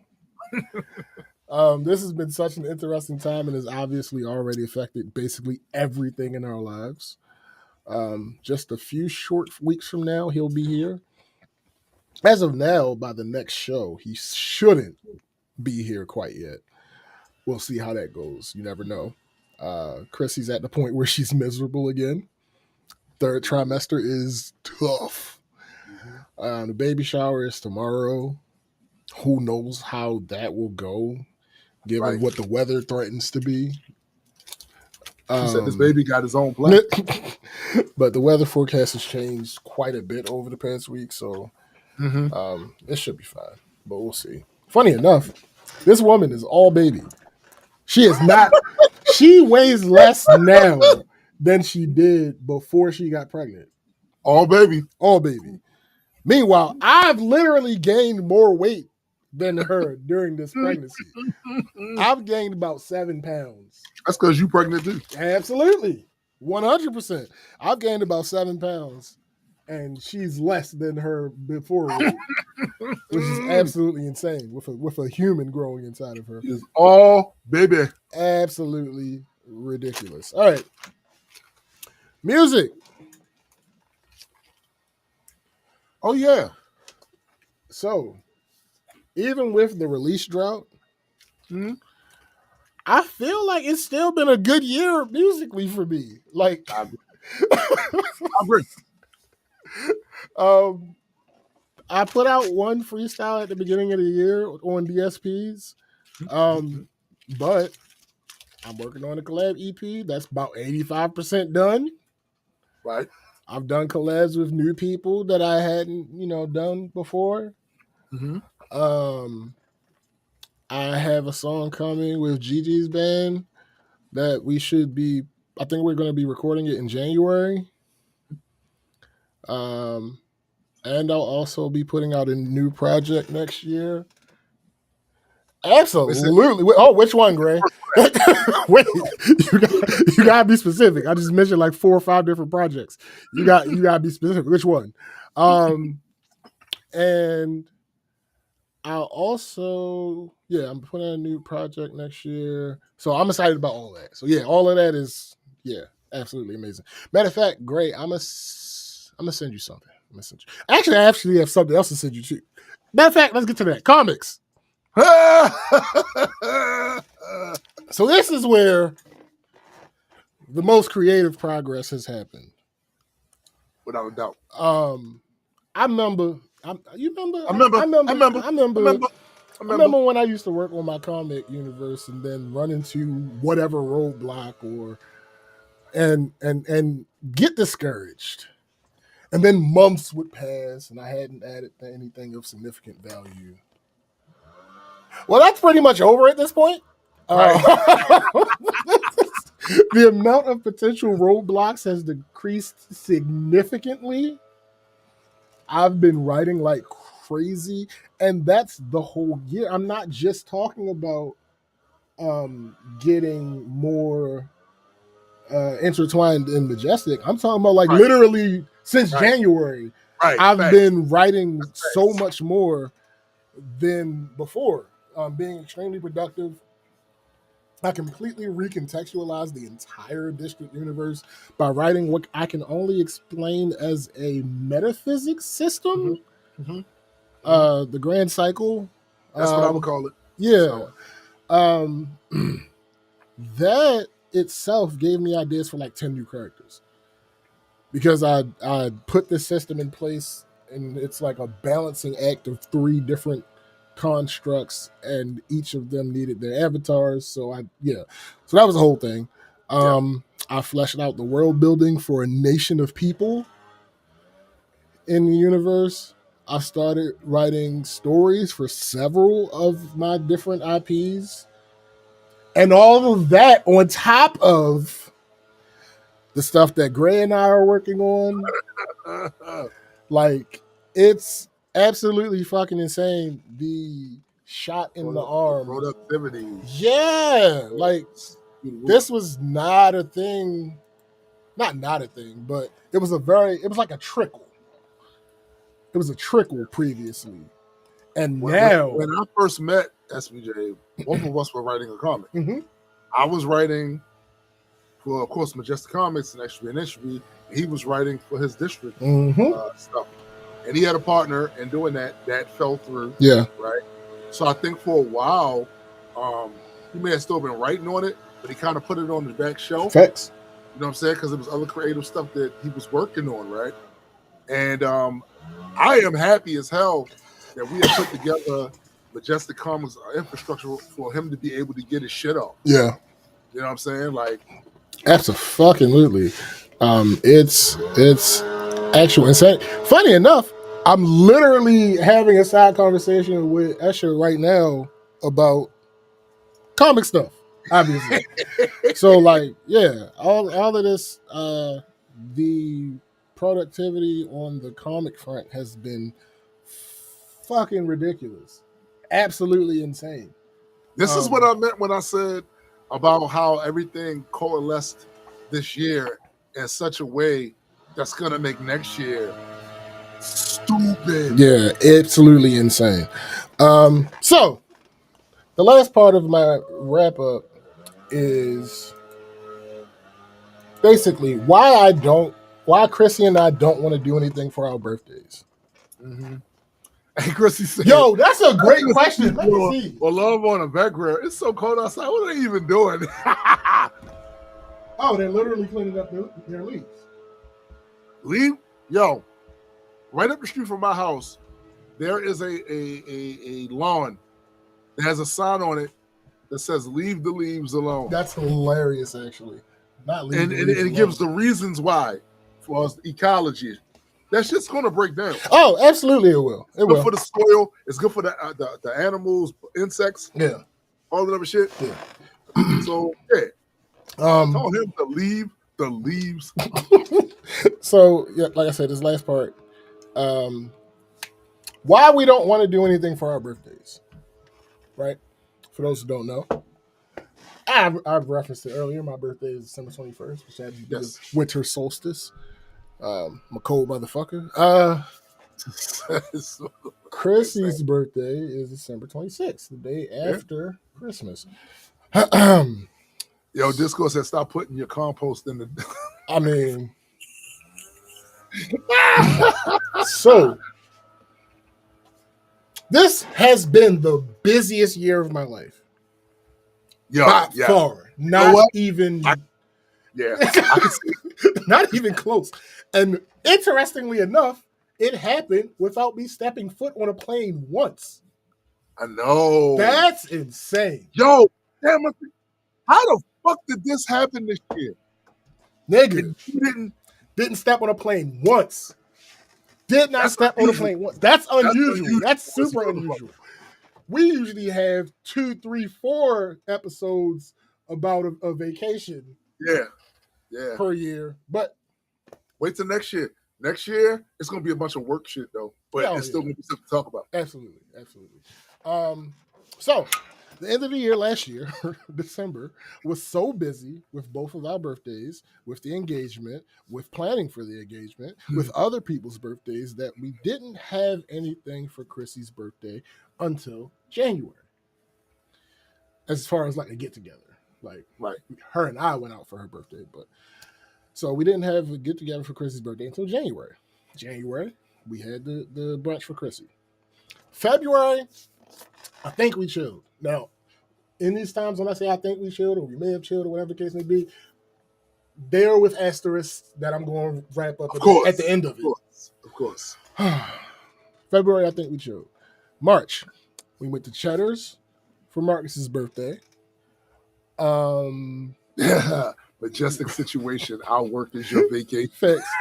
We went to Cheddar's for Marcus's birthday. We went to Atlantic City because when we went to Atlantic City, and when we went to New York in December, Dion, the accommodations were terrible, and I was literally in that moment when we were talking about it one night. I was like, "Yo, no, we're about to go to Atlantic City. I'm about to show you how to really do this shit." So that trip was in March. April, we may have chilled. Again, asterisk there. May, we went to the Linkin Park concert. There was Mother's Day, so we did stuff for our mothers individually because my mother had to work on Mother's Day. Something like that. There was some reason that we did it individually. Dion's girls had prom. June, Gigi had something for us at her house, not us. She had like this marriage couple thing, dinner type thing. It was a whole situation. It was great. The engagement party was in May. Yep. Mm-hmm. Like I said, June, Gigi had the little dinner for the couples thing for us. That was great. One of Dion's daughters had a graduation. Then we went and celebrated after that. We went out for Dion's birthday, which was actually in May, but we just celebrated it in June. We also had this thing with the parents that is not explicitly throughout this, where we were going out with them once a month. And then I think doing that.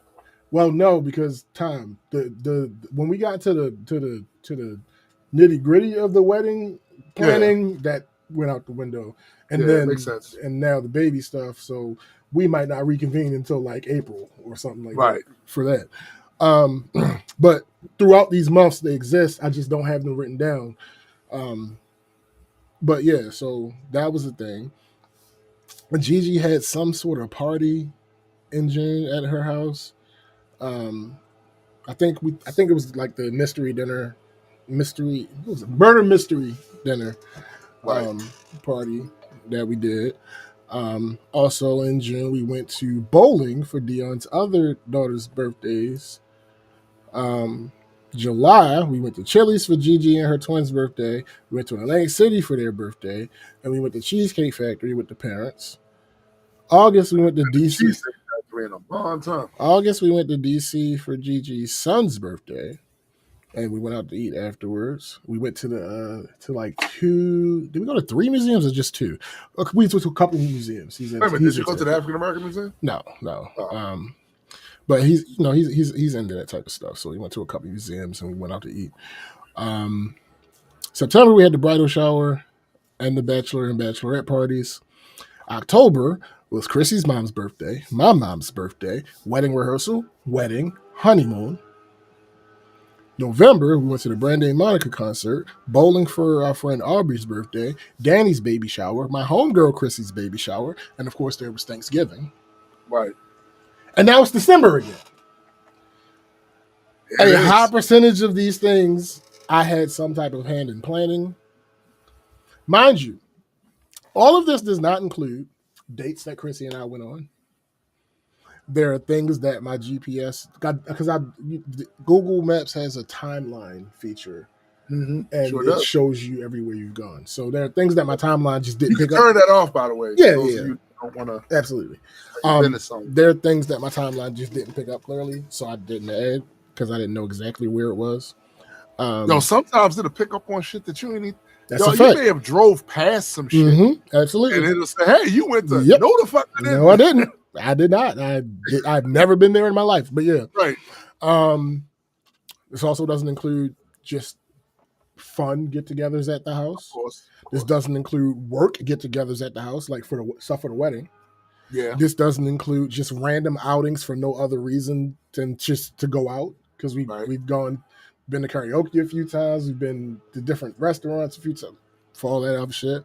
This doesn't include the times I went with Chrissy to record her podcast at Gigi's house, and we didn't leave until the next morning. I had a few rehearsals at Gigi's house, both band rehearsals and rehearsals for the music video shoot.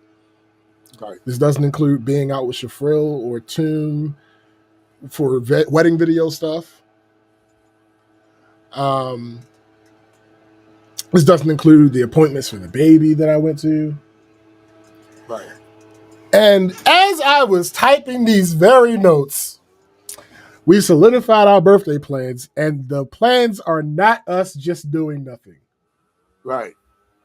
So, literally my busiest year ever, particularly as an adult. And I don't want to do it no more. I don't want to do it no more. And the problem is, it's never going to be quite this busy, I don't think, again, specifically. But that entire section was just going out, really. Outside of going out, right.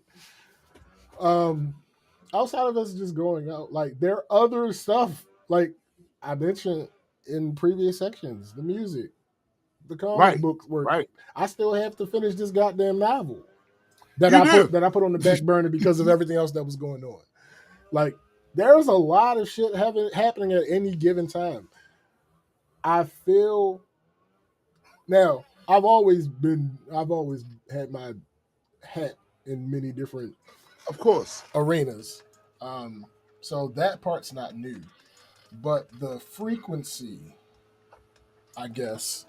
And also, I would argue the tier level. Yes, yes. Like you said, you always kept yourself busy. I did a video years ago about that very shit. About you need to find shit that gets you up in the morning. Yeah. Right? And that's been part of that. But now, like I said, some of the shit that you're doing now, it's on a different tier level. That's a fact. So there's a different expectation and a different sense of urgency for the shit, which is why you probably do it more often. Yep. You know? Oh no, 100%. 100%. Like that didn't take into account the weekly meetings with Gray for writing. And all the planning that has to go into that before a meeting, between a meeting. Yo, you know what's crazy? Mm-hmm. So me and Gray will have meetings throughout the course of the week. Mm-hmm. But the way you and I have meetings is we're in a constant state of Yep.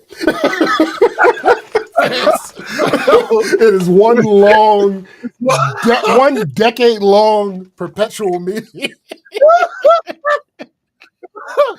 Yo, the shit is crazy because we don't have an assigned time. No. That shit. So it's like, we've been, this has been the same meeting for 10 years. Facts. Shit is absolutely insane. Like, hey, buddy, how about that? Like, literally, within the past couple weeks, I would just pop into WhatsApp, like, so. What's in the meeting notes? Our mythology. And he'd be like, yes. Oh, yeah. This is, you got, or some new, it'll be a new tool look on it. Yo, they got this now. So here's a link. You need to go check this out or search for a sentence. It's been a constant. Mm-hmm. Or this new tool will come out and I'll see it and then I'll do something with it that's super dope and I'll just drop it in, drop that shit in the WhatsApp. It's cold drop. It's like, yo, what the fuck is this? And I'm like, oh, here. Oh shit. Yeah. Yo, it's been a constant and I think it's been that way for 10 years. Yeah. But WhatsApp makes shit so much easier though. God, I ain't gonna lie. It does. Makes it so much easier. It absolutely does. It helps with organization. Yeah. Yeah. And the way that so like, you know how like in these futuristic stories, people like merge with technology, like literally. Yeah. I kind of adopted part of that. So like my technology is absolutely an extension of my memory in ways. Same. So like it's not difficult for me to find things because literally in this, it's nothing special about me. It's just how I think about it. For anybody that has this issue with memory, if it's in some type of text form, literally all you have to do is try to remember a word or a phrase. That's it. For more packages, oh yeah, nigga. I believe in the past month, we may have gotten 50 packages. You know what I like about hearing that? Let me tell you what I like about hearing that. You know, for years, I've heard this nigga from when I was living in Laurel and living out here in Couch Park. I heard from this nigga because we get a lot of packages. Mm-hmm. But that's because it's like 3 businesses there, right? Mm-hmm. He would say, matters not. Matters none. It's the fact matters none. Not at all. So I can't even have the excuse of I'm having a big matters none. None. You're right. A lot of ordering over there. No, not ordering, delivering. Half of this shit is not us. Half of this shit is people buying stuff from the register. Fab text Chrissy out of nowhere. Hey. Thank you, Greg. Yeah, hit that like button, y'all. Absolutely. Fab hit Chrissy out of nowhere. Yo, what's your address? She confirms the address like, wow. Oh, don't worry about it. A couple days later, it's closed for JJ. Of course. Oh yeah, I was at such and such shopping for Cairo, and I was like, well, if I'm gonna get it for Cairo, let me get one for JJ. I'm like, yo. And I'm gonna tell you the reason why that is a thing, because as I told you after your wedding, you have a black sitcom crew. Oh, thanks. That's what you have, a black sitcom crew. Listen, all of these motherfuckers, this could be one whole show and shit. No, right? you're right. You're right. It could be one whole black show. And it's like, God damn. And then he's like, oh, so the package gets here and she opens it up, she sees it, she takes a picture of it, she sends it to him. And he's like, that's all that came? Nigga! So yeah, it's been madness. But I could not. Someone may hear this and misconstrue what I'm saying, right? This may sound like complaining. No. Well, I'm just gonna let you know on my behalf, I'll be complaining. Well, nigga, hold up. Let's be clear. Do I have complaints? Absolutely. However, the vast majority of what I've been talking about today, it's not actually complaints. It's literally just expressing what's happening. Yeah. Ryan said it sounds like a complaint. No, not at all. I could not be. I feel like I could pretty much not be in a better position. No, I hear you. Than where I am right now. I hear you. Like with all the with everything really, with all the creative stuff, and this might sound like, well, duh, but there's going to be a time where what I'm about to say isn't true. With all the creative stuff, I am better right now than I ever have been. There's going to come a point in time where that's not true. Yeah, facts. And that point is not right now. Right. With the baby stuff, we have, the whole saying it takes a village and blah, blah, blah. Yeah. Our village is ridiculous. The whole Congo village came through. Nigga. And was like, hey. couldn't possibly ask for a better village. Like, the type of people that we surround, that we have curated over the years. Graydon and I was just having this conversation. Listen, curation is an underrated skill. Yeah. It's an underrated skill. It's why I lean so much into my discernment.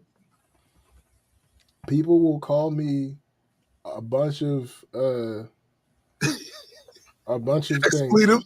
Well, no, I wouldn't go that far. But people will call me a bunch of things like that relate to and indicate that I'm antisocial, right? Mm-hmm. And I have some elements of being antisocial, right? I hate people. Me too. I ain't gonna hold you. Yeah, people are trash. That's why the people I choose to be around. That part, they have to be great. Yeah, they have to be amazing. These you can't just be an okay individual. Yeah, like that shit, and just have a spot. No, you motherfucker, you have to be amazing. You have to be great. You have to be above. You have to be ascended effectively to have a regular spot. Right. There's a small bay of rotating spots. Right. Of course. Absolutely. For people. Yeah. Absolutely. But the permanent spots, you gotta be like that. You gotta be top 10. And what he's basically talking about is he's talking about our connection. Yeah. The shit that we relate on, our values, all of these things, right, have to be up here for you to be a mainstay. Somebody that, like, I don't go too many days, or if any, without talking, like, because something great he likes to use the expression, everybody that's on the plane now, they're supposed to be on the plane. Facts. They're supposed to be on the plane. Facts. There's simply no way around it. There you have to have, and everybody doesn't feel that way, right? Everybody doesn't treat their circle that way, and that's cool for them, right? But that's for me in my house. there is no other way. This is the way. Like, what are we talking about here? No, so when other people see it, like, I've heard it so much at the wedding and after the wedding. Yes. Like, oh my God, your group of friends and family is blah blah this and blah blah that and blah. Oh, I know. And that, by the way, does not happen by accident. No. Right? So all of us get a bundle of people that we're going to interact with, and it's the choices we make, the shit we choose to allow, the shit we disallow, right? All of those things come with curating that group around you, right? And you can always tell somebody who's done a good job of curating that group when you see their group. Spend any time with a group of people that they're around, most time this is their core, whatever, you can see. Yeah. And some of us have learned that shit from years of doing it the wrong way, right? And you learn from that shit. But some of us, it's just instinctual that we know I'm not putting up with that. And if that's the type of shit that this person is on, you can't be around my such and such. Absolutely. You're cool every other way. I'm not putting up with that. Yep. That's a deal breaker. So that's not what winds up happening is you wind up curating around you those type of people. And I'm telling you, after spending just a day with the people that he has, that's what I'm talking about right there. That's a curated crew of motherfuckers there that all know the assignment. Mm-hmm. They all know the assignment, right? And it takes work to do that. It takes sacrifice to do that. And everybody is not cut from the cloth to be able to do that, correct, which is why you find people in fucked up situations and they don't have anybody they can actually rely on around them to help them with that shit. Yeah. Right. And it's some people are unfortunate in their associations, right? They just are. Yeah. It don't need to be 10. It don't need to be 20. It could be 2. Right. But you got to find who them motherfuckers is. You got to find who they are. Yeah. And as much work as I put into my part of it, facts. You have to have some luck, right? Yeah, bro. So, there is luck. There is an element of luck. Having the significant other that I have, I ain't really do much work for her half of it. That's luck. For her half of it, that's just luck. I just for the ones that came from her, yeah, that's just luck. Now work still goes into it because you have to cultivate those relationships and you have to keep it. Yeah, it's one thing to get it; you got to keep it after that. Absolutely. Yeah, out of that core group, there isn't a person that I would even come close to calling unreliable, right? Right. And you need that. You need, like I said, some people have more categories than I do. Let me say it like that. That's the best way I can say. That's the nicest way I can say. Some people have more categories than I have, right? I don't have all these categories. I have my folk. Right. Like, I don't even really use the word friend. I got my folk. Yep. And these motherfuckers and folk, the reason that I use that term is because me and my cousin, when we was young, we was always around each other playing video games and shit. Right. And we eventually started calling each other folk. Like what up, folk? Like, that is, I translated that into family. That's pretty much what it is, bro. Yeah. It's tribe. Facts. Folk is tribe. Like when you hear fairy folk, that's a tribe of fucking supernatural thing. Mm-hmm. Right? It's folk. Absolutely. So, like, I got my folk, and then there's the people I'm cool with. And there is a difference, and there are benefits to having both. Absolutely. Nobody is saying that it's not. But when you're talking folk, that these are the people who you feel responsible for, and they feel responsible for you. Yeah.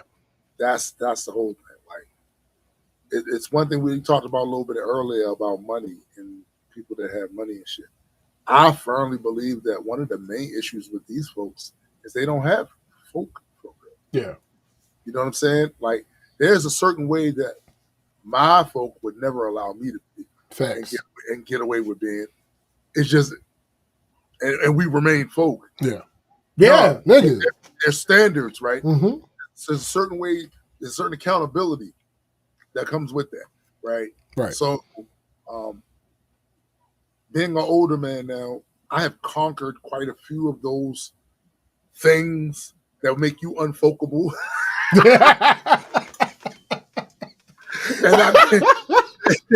and I can honestly say I'm unfolkwittable.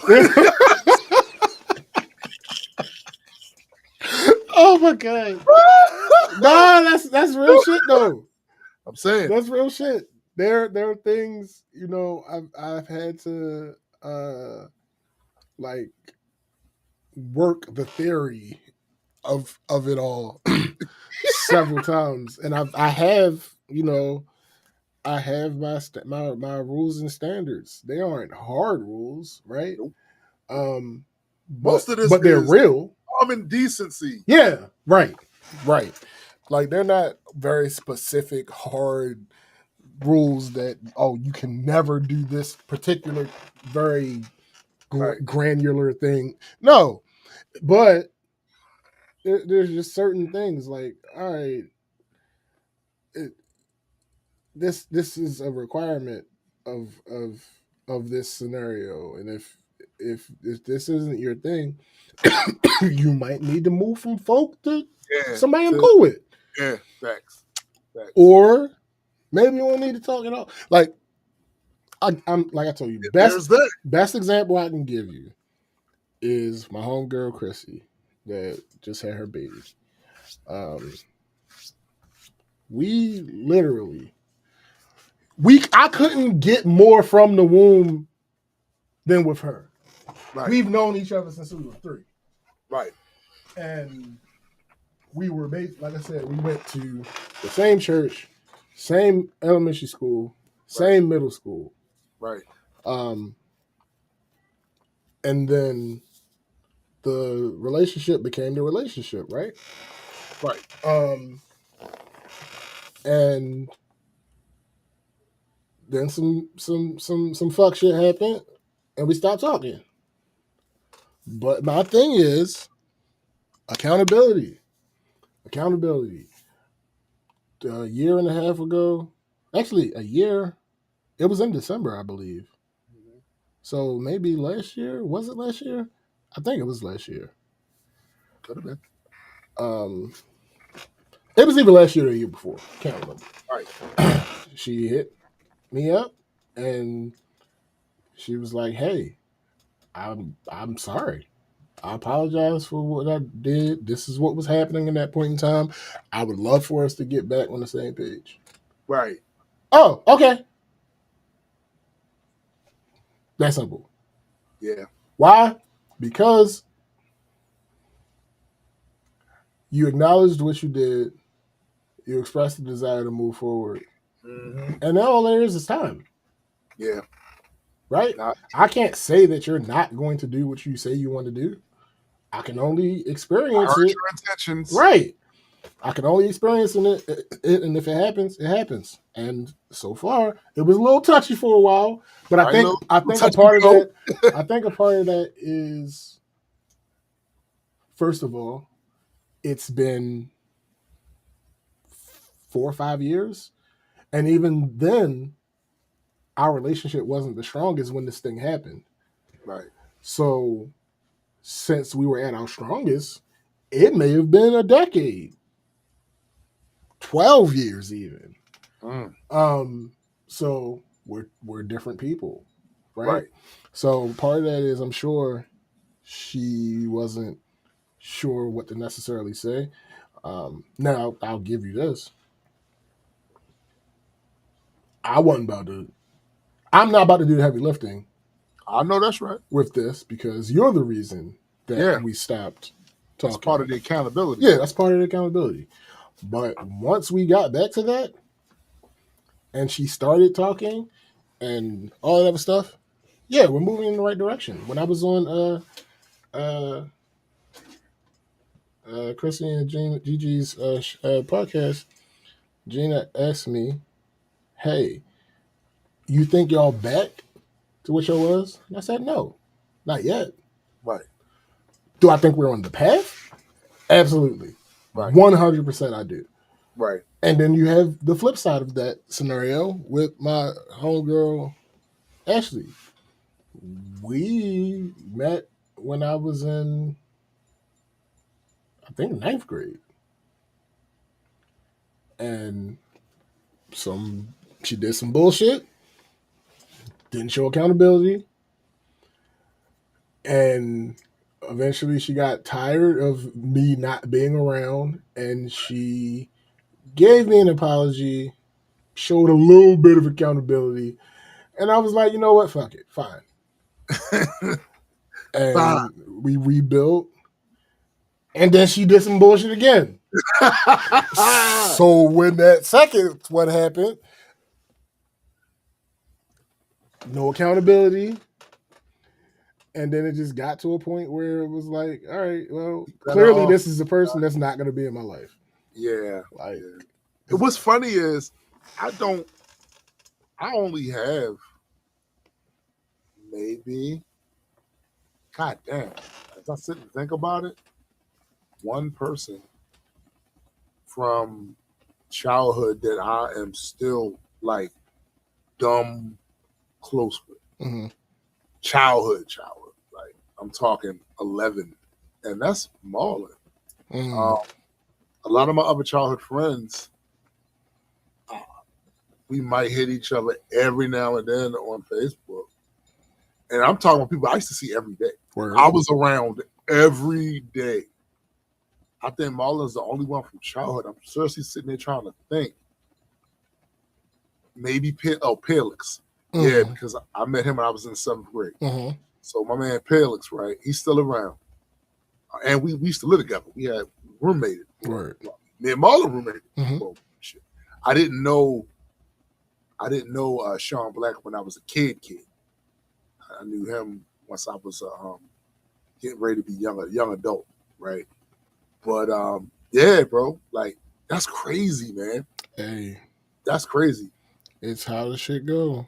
It's how. Which one of y'all just sent me something? Grace said all of my childhood friends are dead or in prison. Yo, a lot of mine are. Not all of them, but a lot of them. It's a consequence of coming from what places we come from. It should happen. Yeah. Which one of y'all just sent me? Somebody just sent me something, and I don't know. I can't get into it. Okay. It wasn't me though. So. Okay. I ain't seen shit. HD Forgotten Realms. Oh, I already know who that is. That's Esha. I can't open it, Ash. So Chrissy said, honestly, part of his accountability, literally, part of his accountability, James had to tell me I wasn't a great friend to him a few years ago. We worked on it and fixed the friendship, and now look at his facts. Yeah, facts. I really don't require, really, honestly, the only thing I absolutely require is accountability. That's it. Yeah. It's really simple. It's just not easy. Everybody can't do it. Everybody's not down with the accountability game. Yeah. It's really not. And listen, some of that has to do with how we were raised. Sure. Absolutely. So it's hard to retcon those fundamental developmental stages and development of who you are as a person. Yeah. It's not impossible, but it ain't easy to do that shit. Thanks. Because you'll find that you still have holdover, hangover stuff from when you were baggage from when you were a kid still in your life when you're a grown-ass man. I know I do. But I still have things. It's just that because I'm an adult now and had time to build many layers around that shit, I can identify it and then do something about it. Like, oh, yeah, this is that shit. Yeah. I'm going to overcome that. But everybody, it ain't the same. It ain't the same for everybody. Yeah. And I have enough, I give enough grace to acknowledge that part of it. But that doesn't mean I'm going to put up with some bullshit, right? Like, I get that you can't help this, that, but I'm not going to be made to suffer because you can't help yourself. Like, nah, bitch. Facts. Catch you on the flip side. Yeah, facts. I mean, as far as the childhood people, there are only I think those are the only two people that I met. How old was you when you met Fabo? 14. Okay. It's just Fab and Chrissy. That's technically childhood. Actually, no. Technically, it's Fab, Chrissy, and Chrissy. Because technically, I met Chrissy when I was 17. Childhood. No, I mean high school and down. Yeah, high school and down. Because one thing I've noticed, and I even do this myself, that when I think about me in certain periods of my life, I don't see child. I see me, even though I look back at the age and go, no, nigga. No, you're absolutely a child. You're absolutely 100% a child. That's why that that just happened with my wife. Because I'm like, oh, no, also my wife. Yes. Yeah. Also, I think it's just the three of them. I think it's Chrissy, and Fab. Yo, do you think that this is something that not entirely, but mostly unique amongst people that grew up in the hood? Oh, yes. They see themselves as an adult earlier than... Because they be doing stuff that they're not supposed to be. All right. Yeah. Yep. You get what I'm saying? Yeah, bro. Because it just hit me. When I think of when I was literally, when you said 14, I remember having conversations with me and Marlon about shit we was 14, and we talking like we was grown ass men when we was doing shit. Absolutely. You gotta go back. No, we were fucking 14. 14. Kids. We were kids. Kids. And when you look, when you look at a 14-year-old now, that's when you really see it. Yeah. Like, oh, I was that. To be certain. Kids. Not just technically still not adults. No. Kids. Doing certain shit. And when you remember it in your head, you remember it as you but no, you were a kid. Yeah. But like we grew up fast as shit. Grew up fast. In them areas, bro. Yeah. We grew up fast as shit. There are people that I could probably still contact from back then. Yeah. There are a couple people from on my Facebook page, you know. Yeah. I got those. But as far as people that are actively in my life, no, it's just those three. Yeah. It's just those three. Yeah. Makes sense. It's funny too when they talk about siblings. In most cases, it's not for every case, but in most cases, your siblings are your first friends. Yeah, well, siblings, cousins. If your cousins, because you live with them or you spend much time around. Like so, I didn't even think to count my sister, but she's now that my brother's gone, she is literally the oldest individual, the longest individual that's I consider a peer. She's only a year younger than me, right? That's been in my life that whole entire time. McKenna says, I honestly don't have many close childhood friends. And most of them are either addicts or thankfully now recovering ones, like my closest friend. But they burnt bridges during that phase. And I have, that burnt bridges part, bro. She says, I haven't rebuilt. My closest friend now was from college. Well, obviously that wasn't as far back as Toom's childhood. Yeah. We're so far out from Toom that your adulthood is longer than my entire life. That's hilarious. And also, absolutely. Okay. Right. Shut up. That is true. And also, shoosh. Yeah. But no, it's a like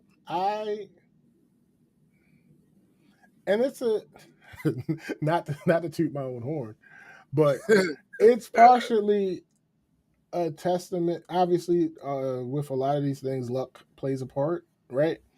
But on top of the luck, it's partially a testament to my part of it is not liking change, right? But part of it is my reliability. Yeah. Like I don't. Everybody else from back then that I was super close with, right. I can imagine either they dipped because circumstances just happened, right? Like their family moved somewhere, or they went to a different school, and I never really and school was our like hook, or shit like that. Right. They was on some bullshit. Like I just brought up Ashley. I just brought up Ashley because Ashley would have made 4 people. Yeah. But yeah, she was on some bullshit. Had to go. Bye. Dipset. Dipset. And there are like 1 or 2 people who I met shortly after high school. Right. That I'm still, still in their life. Like Tiffany. I met Tiffany when I was either 18 or 19. And the woman, the one at the that was that handled the thing at the wedding. Yeah. That's her and Fab are in a relationship. Okay. After all these years. Let me see. And there's one other person that I met shortly after high school. I just can't remember right now. That I mean, if I can't remember, maybe they're not really in my life. Right. So maybe there's not another person. Right. But yeah, like no, I don't take those relationships for granted at all. You shouldn't. And you should. McKenna says, I mean, if we're talking family friends, I have plenty of those from my childhood. Toom, you and my mom started talking when I was in elementary or middle school. So I've known you most of my life. Right. Yo, that's why the first time I was like, oh, that's like my niece. Yeah. That's like a niece. Facts. But I mean, yeah, it's a whole thing. Like basically the point, again, a tangent just to say, yeah, I wouldn't trade any of these motherfuckers. Wouldn't change a thing. Yeah.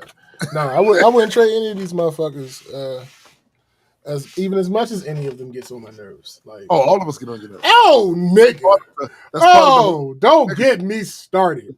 But I've there have been people in the past who don't understand this, and partially, maybe slightly, because of that, they didn't last. Mm-hmm. And I've explained to people before, if you annoy me, that means I love you. Yeah, that's a fact. Because I'm not putting up with that shit otherwise. Right. It's really that simple. Yo, it's that simple. It is just that simple. If you annoy me, that means I love you. Because I'm not putting up with that shit otherwise. Like, that's facts though, bro. Like, listen. And then the other part of it, you have the unintentional annoyances. Mm-hmm. And then you have purposeful annoyances. Now, I do fall in the category at times of purposeful annoyances. Absolutely. Absolutely. The people that are still around that put up with that shit is because they know that's what that is. Fact. The ones that wouldn't know, they be like, I'm not putting up with this. They be out. And it's cool. That's cool. But like I said, there have been several people that I know, like, you wasn't built for this. Right. You wasn't built for that. And it's cool. Things happen. Oh shit, wait, hold on. Where are we? I gotta delete this. There we go. But yeah, what is there? Oh, wait. I'm not about to make a change now. I'm gonna mess everything up. But yeah, I just I'm very, very happy that things are where they are, that I am where I am. And it's been discourse. a ride getting to this point. Ryan said, unintentional annoyance. Leaf blow on cue. Disco says, I know, right? Are they stream sniping with their love? That's hilarious. Maybe. You must got leaves from hell. Oh, nigga, no. It's so funny enough. I think this was intentional. So the courts, so this particular property, it's called Walden Circle. Each court is named after a type of tree. Okay. So I believe intentionally, they planted a butt ton of trees on property. Damn. So, like, if just from my window, 1, 2, 3, 4, 5, 6. Just from my window in my court, I see 7 trees, 7 adult trees. Yo. So yes, the trees that and out of those 7, 6 of them are inside of somebody's backyard. See, and here's the thing, right? I could see where that would be ass around this time of year. Yeah. The tree plant. Now imagine my backyard with that woods back. Well, yeah. That shit is ass. Absolutely. Every year it's ass. But I am more aligned with the leave the leaves alone people, right? Sure. Because truthfully, the only reason why we fuck with them is for aesthetics. Yeah. Right? It's the aesthetics. If a neighbor or a couple of neighbors on the block, they get rid of theirs and their lawn looks kind of pristine, and then your lawn got all these goddamn leaves on it, you might feel a way because you look at it and go, I don't like the way that looks. People ride through the block, see we the only ones with the whatever. Yo, Ryan said the count would be on 3 and I lost it. Yeah, it's just within my view from this window, which means there may be 1 or 2 more in the court. Yep. Probably. Yeah. I mean, look, it is what it is. They making their noise. They doing what I've asked for mine to get cut down. It ain't happened yet, but so if I had my way, there are at least 3 or 4 trees around here that don't need to be here no more. Word. Because them being gone doesn't obstruct my overall feeling of peacefulness during the green seasons, right? There's still enough out there. It's just that they're far enough away where they don't, if they fall, they're not gonna land on nobody's house. And they're gonna make leaves, of course, the wind and all that other shit. But I'm cool with that. I don't like the fact that they're close enough. The ones that I'm talking about are close enough to the house where some shit go down. It's really it depends on which way the wind blows it. It could be my neighbors. It could be ours. Right? I ain't looking forward to that. I've already seen 2 of them shits happen like that. Actually 3. It's just that one didn't hit our house. Yeah. Since I lived here. Yeah. McKenna said they're taking an Akala approach to the naming. Almost all the roads where I grew up are named after trees, and when they run out of trees, they just add shit after it. Hemlock Radio Place, Hemlock Loop, Hemlock Place, etc. Makes it horrible for new UPS drivers to learn. I get it, yo, and I don't see. So I go back and forth with the naming of this place because you're doing all trees and you're doing alphabetical order. All right, cool. But what is the rhyme or reason? Because if that was the case, why is the first court not like Apple? No, the first court is birch, which is a tree, obviously. But what made you skip A? Like, in order. Let's see if I even know all the courts. In order, it's birch, cherry, weeping willow. No, nigga, that wouldn't be in order. That would not be in order. As, nope, I clearly don't know all of them. It's birch, cherry. Y'all got cherry trees around there? No. which is I actually don't know what types of trees we actually do have. Mm-hmm. Now I gotta look it up because So I think there are other parts of Baltimore that do the same thing. Gwen Oak. Yeah. But I don't know if the area around there all has that same thing. You know. All right. So yeah. Let's me see. Like I like living around trees. I do. I just don't like the other side of it where they can fall down and hit your goddamn house. That's sure. so rude, right? So, all right, here we go. So the circle itself, because it's called Walton Circle, the circle itself is called Merrimack. mm-hmm. And then in order, that's a movie coming. Well, sure. In order, it's oh damn! I was wrong immediately. Damn. So it's birch, cedar, cherry, cypress, hill. Sure. Oh. And then they skip a bunch and go straight to holly. Then go to sesame seed. Laurel, maple, oak, pine, poplar, willow. And that's all the quartz. Yeah. Wait a minute. Do you live in a cul-de-sac? No, not exactly. It's not exactly a cul-de-sac. It is U-shaped. The courts are U-shaped. And it's also weird because where the parking lots are is what would traditionally be considered the back of the houses. Right. Chrissy said, and that's why stuff gets delivered to the wrong place. Partially. Yeah. Because people will drive here and think that it's one street.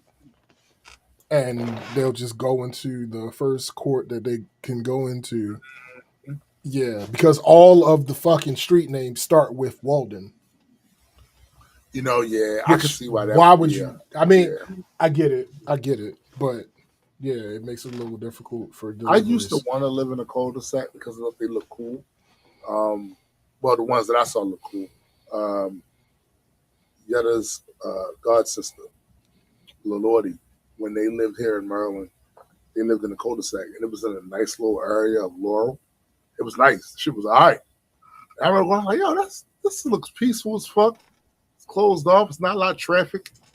Like that comes through and shit, because it's really a dead end. You ain't coming there, it's a dead end. Right. So, and then their backyard areas was nice, led out to a little wooded area, but it was no way for traffic to get back there, right? So it was quiet. So there's the main road, and then you turn into the property. That property, so the main road of the regular main road, then you turn to the property. The main road of the property is the Merrimack, and it's a circle. Right. It's literally goes around the entire property. Right. And going around the property on the sides are the different courts. So, and again, driving into all the parking lots are U-shaped. I mean, I don't know if it technically qualifies as a cul-de-sac, but it's U-shaped. Oh, hey, great. I'm checking that out as soon as we get our string. I'm checking that out. So, yeah, it's a whole thing. Oh, shit. Speaking of string, we're there. We're at that point. We would like to thank all of you once again for joining us for another rousing edition of the Black Culture Geeks Christmas special. No, it is not a Christmas special. Listen, in no way, shape, or form. Yes, I know. Show, so therefore it is. I get it. Please understand that there is always music. Mm-hmm. There's music from the past. Okay. There is present music. Indeed. And as SBJ mentioned earlier, there is more music to come. Yeah. Right? Not just from us. Gray has music. GA has music. Adequate has music. Dreaded Apes has music. Yeah. Go check all of that out because We's poor, and we can use the streams. I'm about to have a baby. We's poor right baby right now, so we can use the streams. Also, I'm pretty sure the Heard It Through the Grapevine podcast will not be back till next year either. I think that they're talking about the 22nd. For the Christmas special. We'll see how that goes. All right. We shall see. GA just got vetted to the Reaper Legion. Word. So he really didn't have to do much of that. I've known GA for a lot of years. It is a great acquisition. Word. You know what I'm saying? Word. So, yeah. Also, Majestic Comics. Go check out our books on our majesticcomics.shop. Yeah. All our Patreon members, we want to thank you for your support. And also go and check. I got a new post up there. Go check that out as well. And yeah, so for my man SPJ, I am Soul the Dead Man. And for the greater Multi-World Entertainment, we are out until the 9th. Yeah, no, the 10th. The 10th. It's the 10th. It's the 10th. Don't listen to him. Pay no attention to the man behind the curtain. Peace. Peace out.